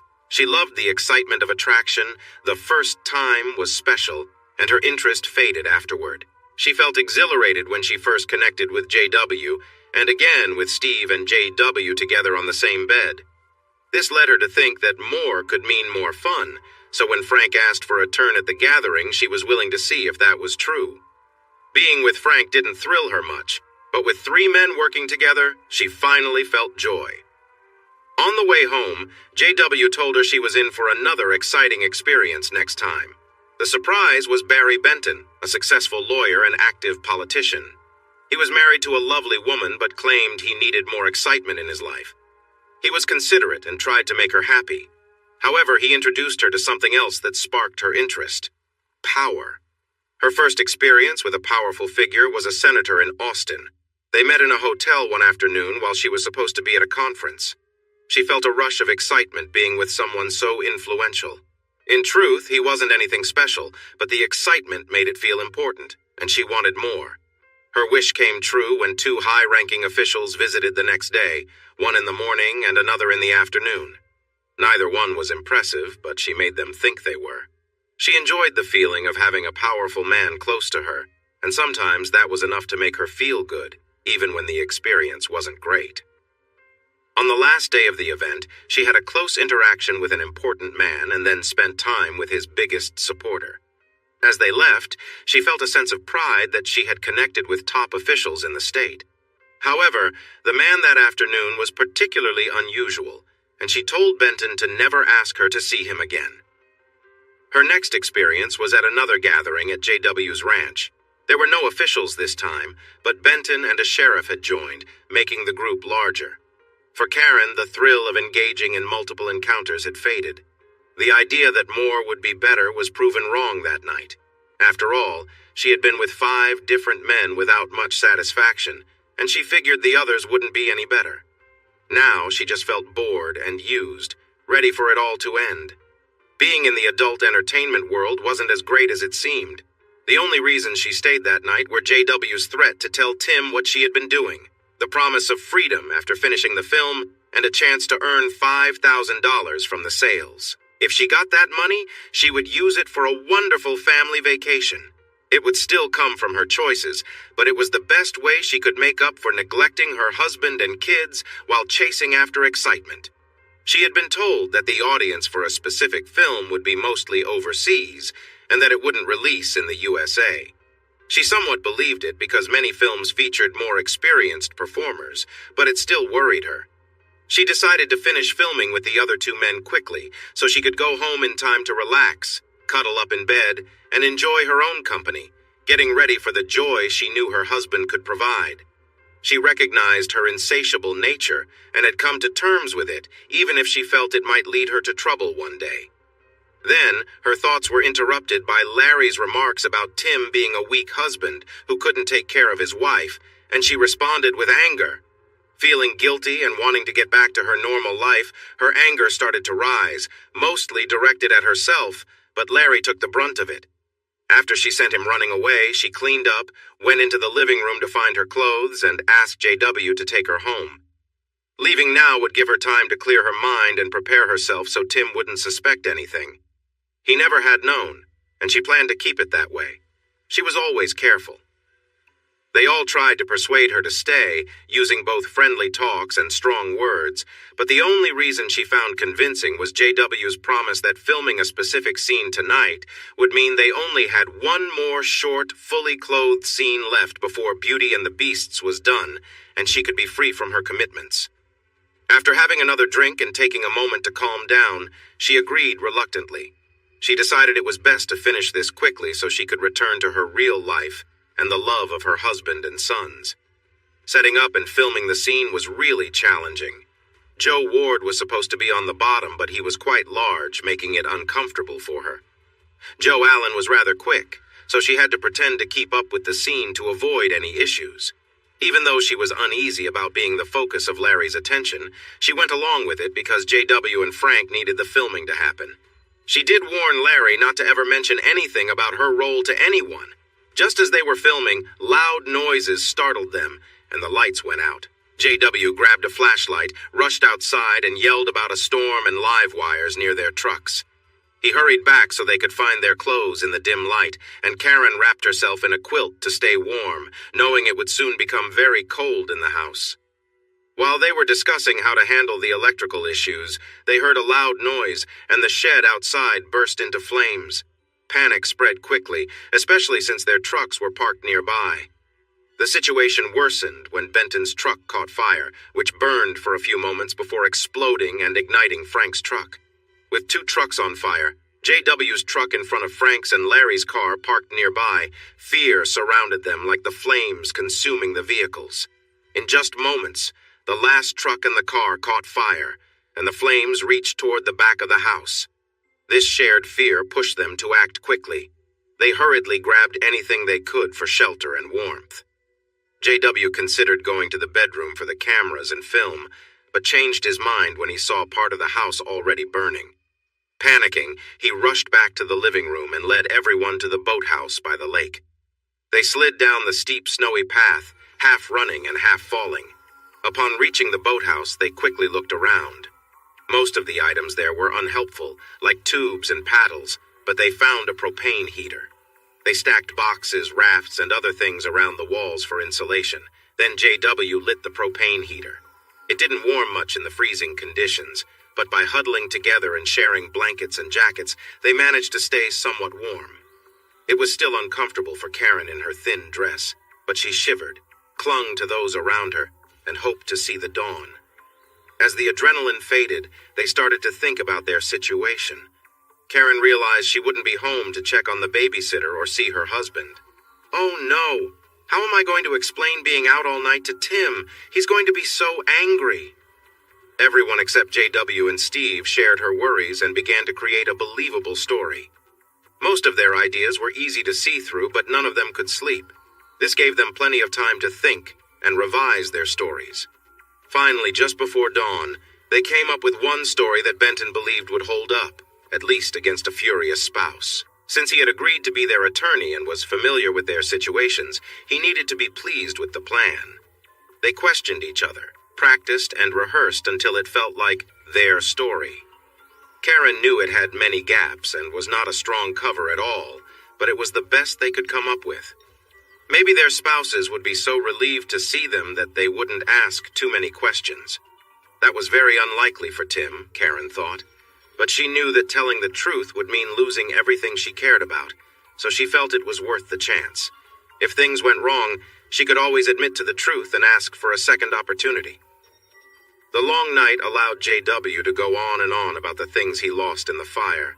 New items, valuable possessions, and cherished family treasures.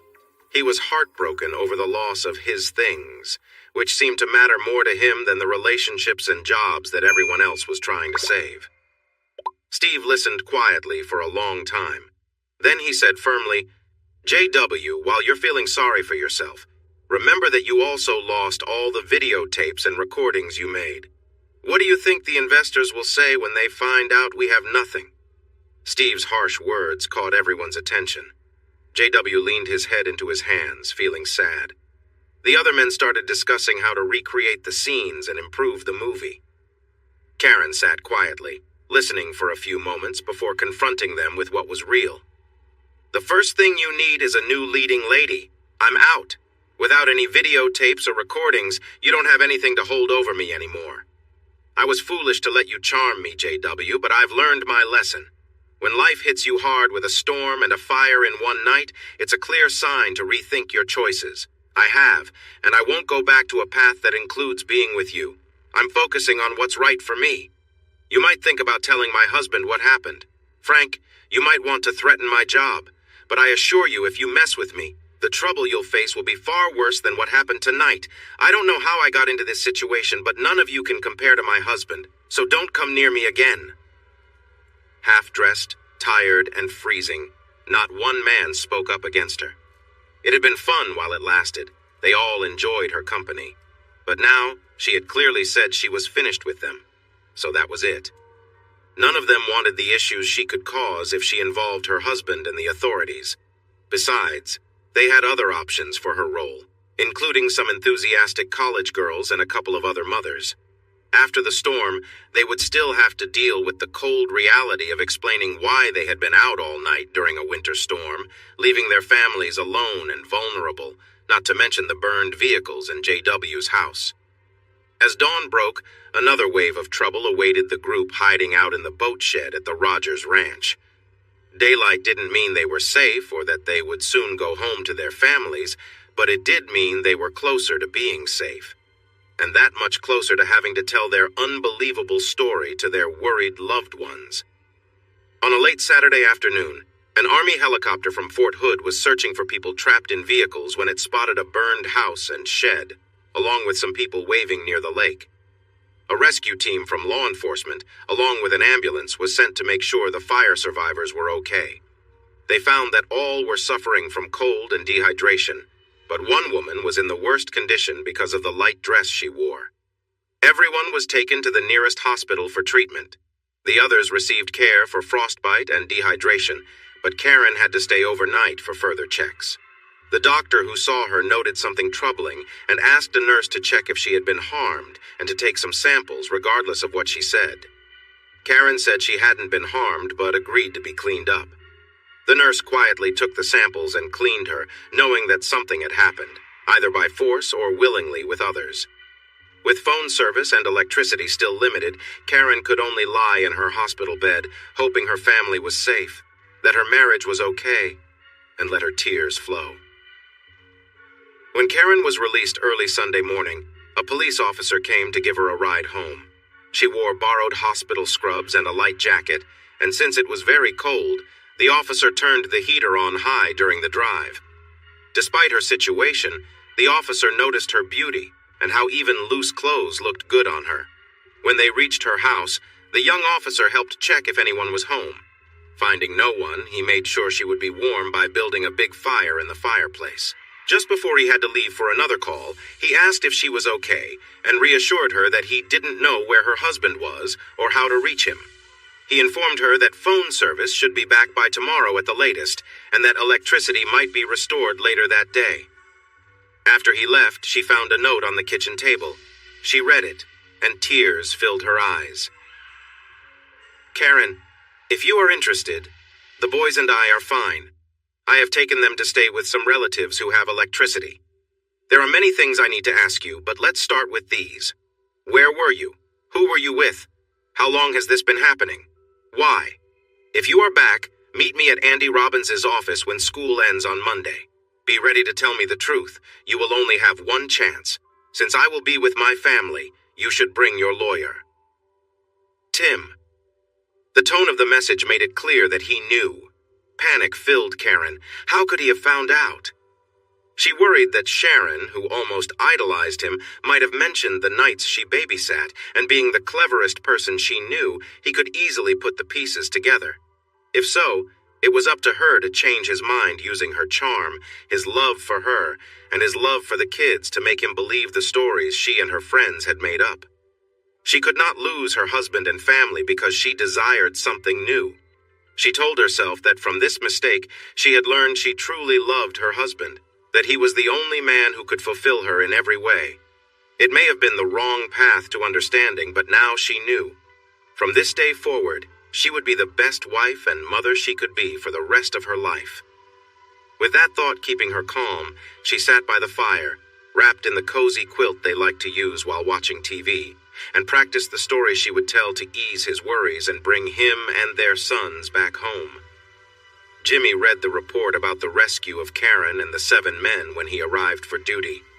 He knew this news would confirm Tim's concerns, but he had promised to inform him. Andy Robbins looked worried and shook his head in disappointment as he shared details of the rescue but asked no questions.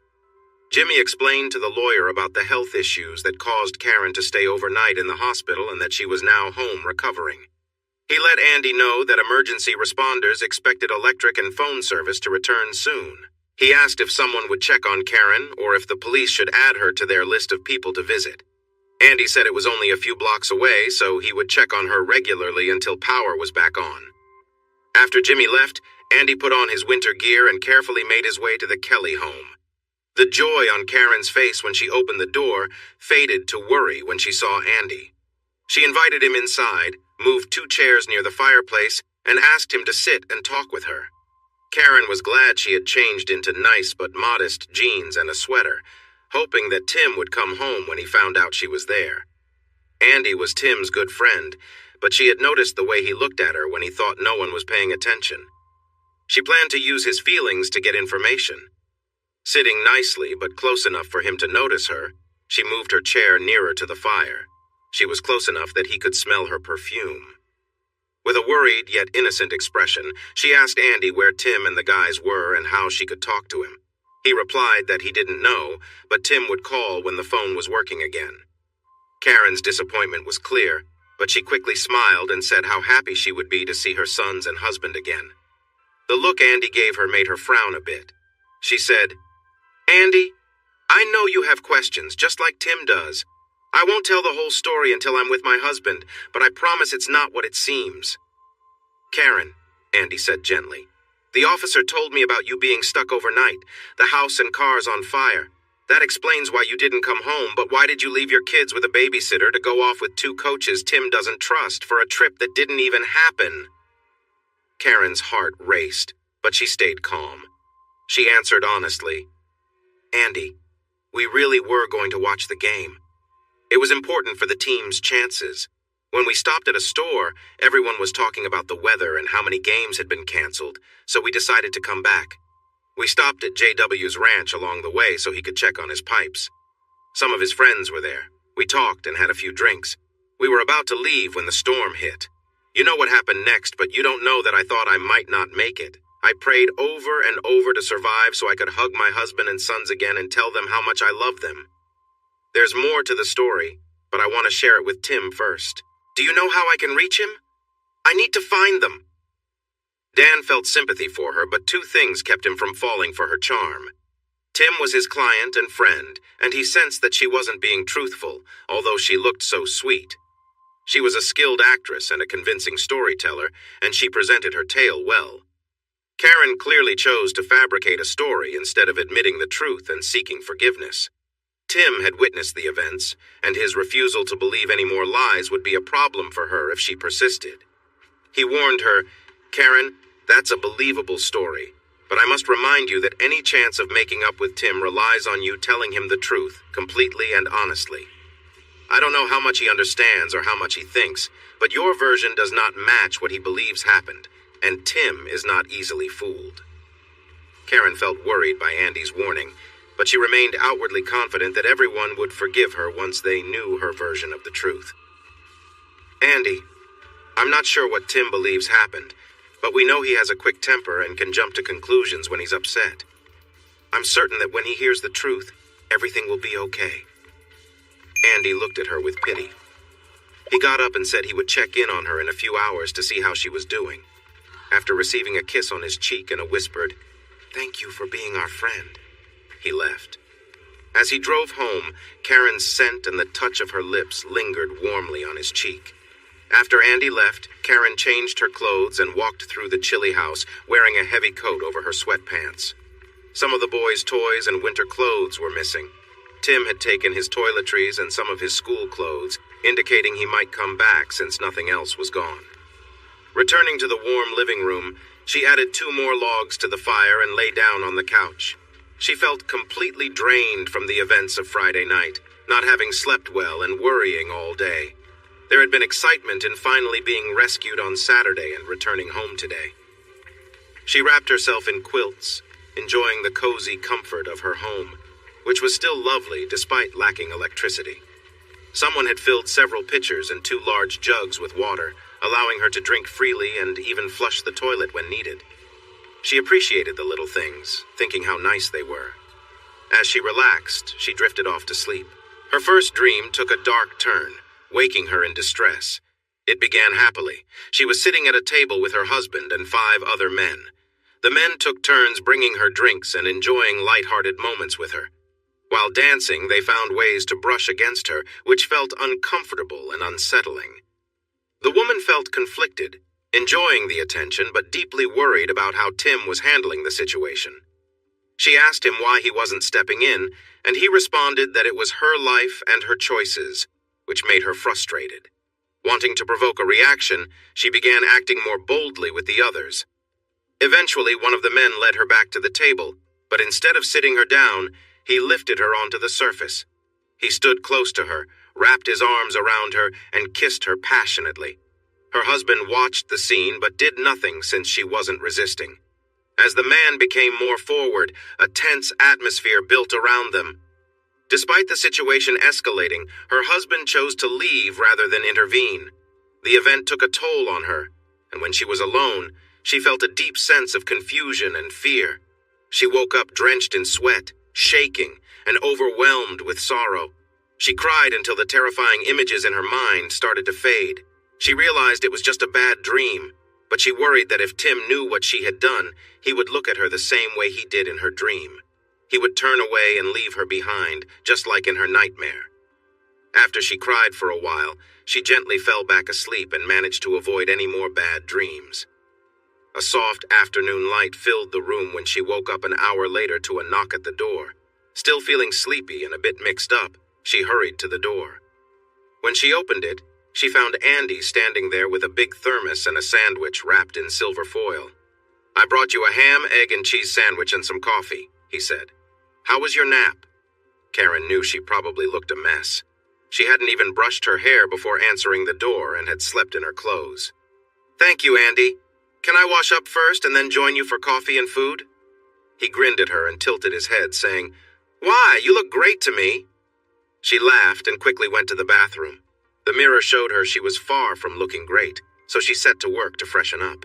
Once her hair was tidy, she put on a little makeup and changed into a nice sweatsuit. She went back to the living room. Andy was adding logs to the fireplace, and when he turned to see her, his expression showed he liked how she looked. He offered her a cup of coffee with cream and sweetener, just how she liked it. She thanked him and eagerly enjoyed the sandwich. "I'm sorry for eating so quickly, but I was really hungry. I don't remember the last time I ate. Thank you for being so thoughtful." Andy was trying hard not to stare at her beauty, and he focused on not letting himself be too taken in. He looked away, poured them more coffee, and reminded her he had promised the police to check on her now and then, especially after everything she had been through and with the power outage. She looked at him with appreciation and said softly, "No matter your reasons, I truly thank you. You've been a wonderful friend since we moved here, and I wish we could spend time together more often. Being divorced and without kids makes it hard for me to feel like part of the group. You all didn't push me away. I stepped back. I've been busy searching for my wife and kids and wondering what I might have done wrong. I haven't been the best company lately, and I didn't want to bring my troubles around you all. Don't feel bad about me not joining in more. It was my choice that led to my absence, not anyone else's." Karen realized that her decisions might lead to her being left out. She needed to convince Tim and Andy that her missing Friday night was just a matter of bad luck and that nothing wrong had happened. She worried that their sharp minds would see through her story, which she had created under pressure with the less thoughtful guys at the boathouse. She thought it would help to have an ally when she faced them, and she remembered that Andy had always shown interest in her. Maybe, just maybe, she could win him over. "Andy," she said gently, "it's getting warm in here with the big fire and the sun shining through. This fleece is a bit too much. Do you mind if I change into something more comfortable?" He said it was fine, so she quickly went down the hall to her closet. She wanted to look nice, but not obvious. What should she wear? She decided on a comfortable outfit. No bra, red underwear, a hoodie, and loose shorts. The white pullover would show off her figure nicely, and when she sat, the shorts fit well, highlighting her slender legs. After checking her reflection and darkening her lipstick a bit, she felt she had found the right balance. Attractive, but not too much. When she returned, Andy was by the sliding glass doors, looking outside at the melting snow. His expression showed he agreed with her look. She moved an old love seat closer to the fire, sat down, and invited him to join her, which he did. She angled her legs toward him, her knee just brushing against his. She began talking excitedly about how much stronger the winter storm had been than expected and how it caught many people off guard. Andy seemed a bit unsure about their closeness and the direction of the conversation, so she changed subjects and asked when the basketball team would play their postponed game. Andy explained that they wouldn't be playing because the top team had already played and won, so there were no playoff stakes, and it would be tough to find referees for a sudden game. "Oh, I really wanted to see them play again. His team has improved so much this year. They really give their all, and he coaches them wonderfully. Everyone loves him, you know? He's been named Teacher of the 6 weeks several times and even Teacher of the Year in our first year here," she said proudly. In her excitement, Karen innocently moved her knee closer to Andy's leg and placed her hand on his arm as she continued praising her husband. Andy looked a bit uncomfortable but didn't pull away. "Now, Andy, let's talk about you. How are you doing?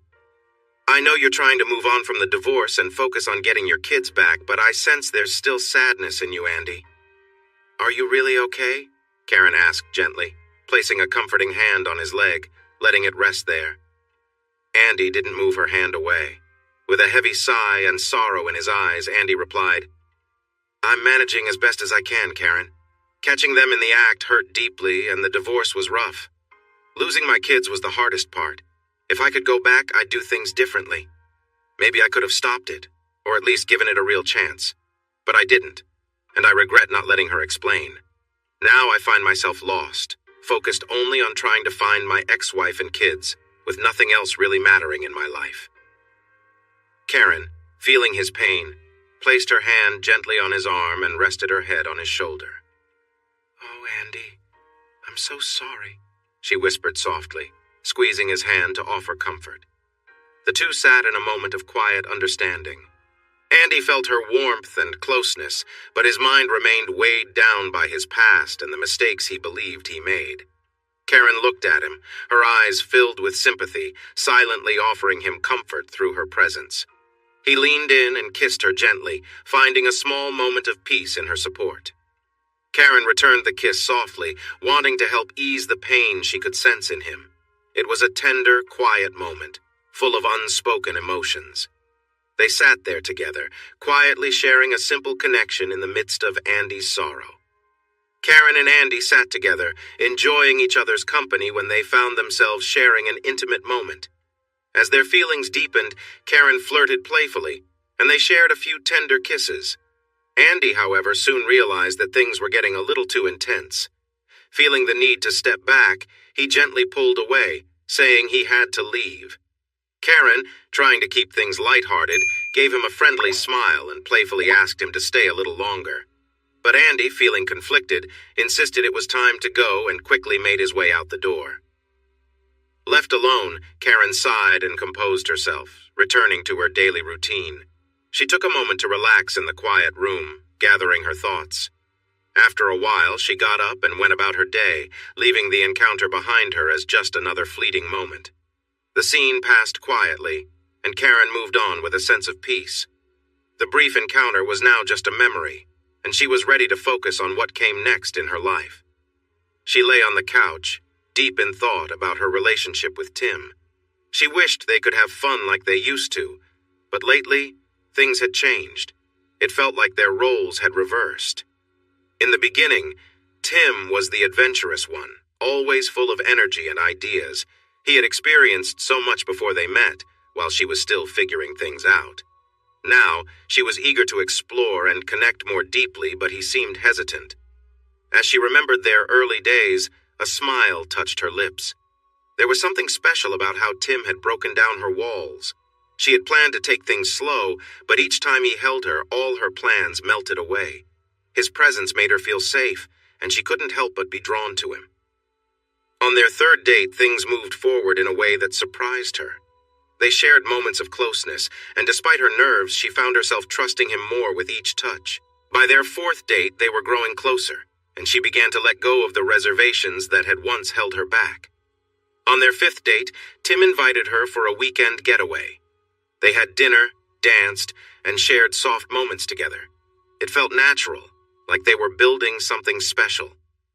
When they finally went up to the room, Tim was gentle, making her feel cared for.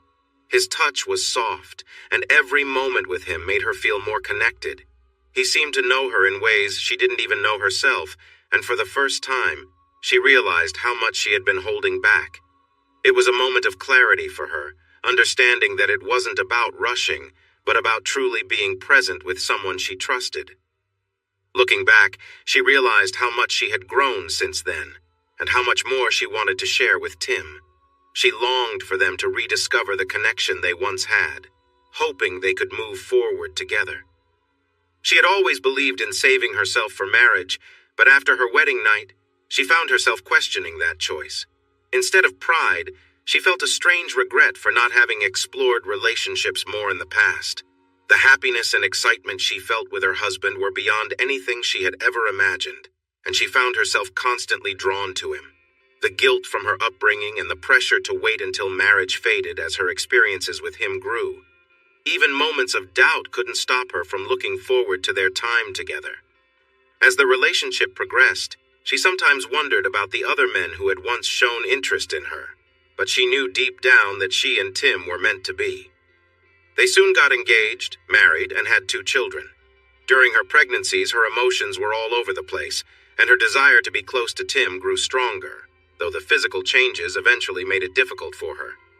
Despite everything, her body quickly returned to its previous state after childbirth, though she noticed some changes. After 4 years of marriage, her desire to be close to Tim hadn't diminished.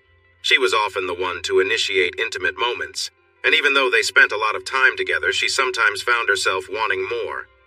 Unfortunately, these feelings led her to consider new experiences with others. She caught herself thinking about how different it would be with someone else. Her curiosity grew, and she started to imagine the excitement of drawing someone in and the thrill of the unknown. The first time she acted on these thoughts, it was a whirlwind of emotions. She had gone out dancing with Tim and some friends when she ended up talking to 2 men who were paying her a lot of attention. They complimented her and made her feel desirable. Caught up in the moment, she left the party for a while, feeling a rush of excitement and recklessness. Later that night, overwhelmed by everything, she found herself in a situation she hadn't planned. The experience was new, confusing, and full of mixed emotions. She quickly realized how far things had gone and was left with a lot to think about. Karen didn't enjoy her time with the 2 men as much as she hoped. Feeling unfulfilled, she excused herself to the restroom to take a moment alone and calm herself down. After freshening up, she returned to the table, only to be met with questioning stares. She brushed off their concerns, explaining that she felt a bit unwell from the food and drinks. While some of the men seemed to accept her story with understanding, the women weren't so easily convinced, casting cold, skeptical glances her way. Despite the tension, Karen felt a sense of relief. She had gotten away with bending the rules, and the thrill of secrecy was what really excited her. Though her earlier experience didn't live up to her expectations, the excitement of stepping out of line was something she couldn't shake off. The desire to test boundaries again grew stronger inside her. She noticed that the women were becoming more suspicious, but they were also getting more relaxed with their drinks. Karen, on the other hand, paced herself, playing along with her husband and letting the night flow. The group was having fun, and there was a lot of playful energy in the air. Karen, however, was careful, keeping an eye on her moment. As the night wore on, Tim's best friend, Will, along with his two brothers, seemed particularly interested in Karen. She could tell from the way they lingered near her. While they danced together in the dim lights, their actions hinted at their intentions. Karen flirted back, subtly encouraging them while whispering softly to keep the playful mood going. At one point, Karen found herself alone with Will when his wife and a few others headed to the restroom. He quickly led her outside, where he kissed her with intensity. Before things could escalate, though, a couple of people stepped outside for a smoke, unknowingly interrupting them. The moment was broken, and Karen found herself quickly pulling back from what could have gone further.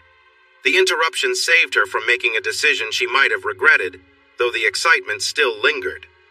Later, Karen found herself drawn into another risky situation.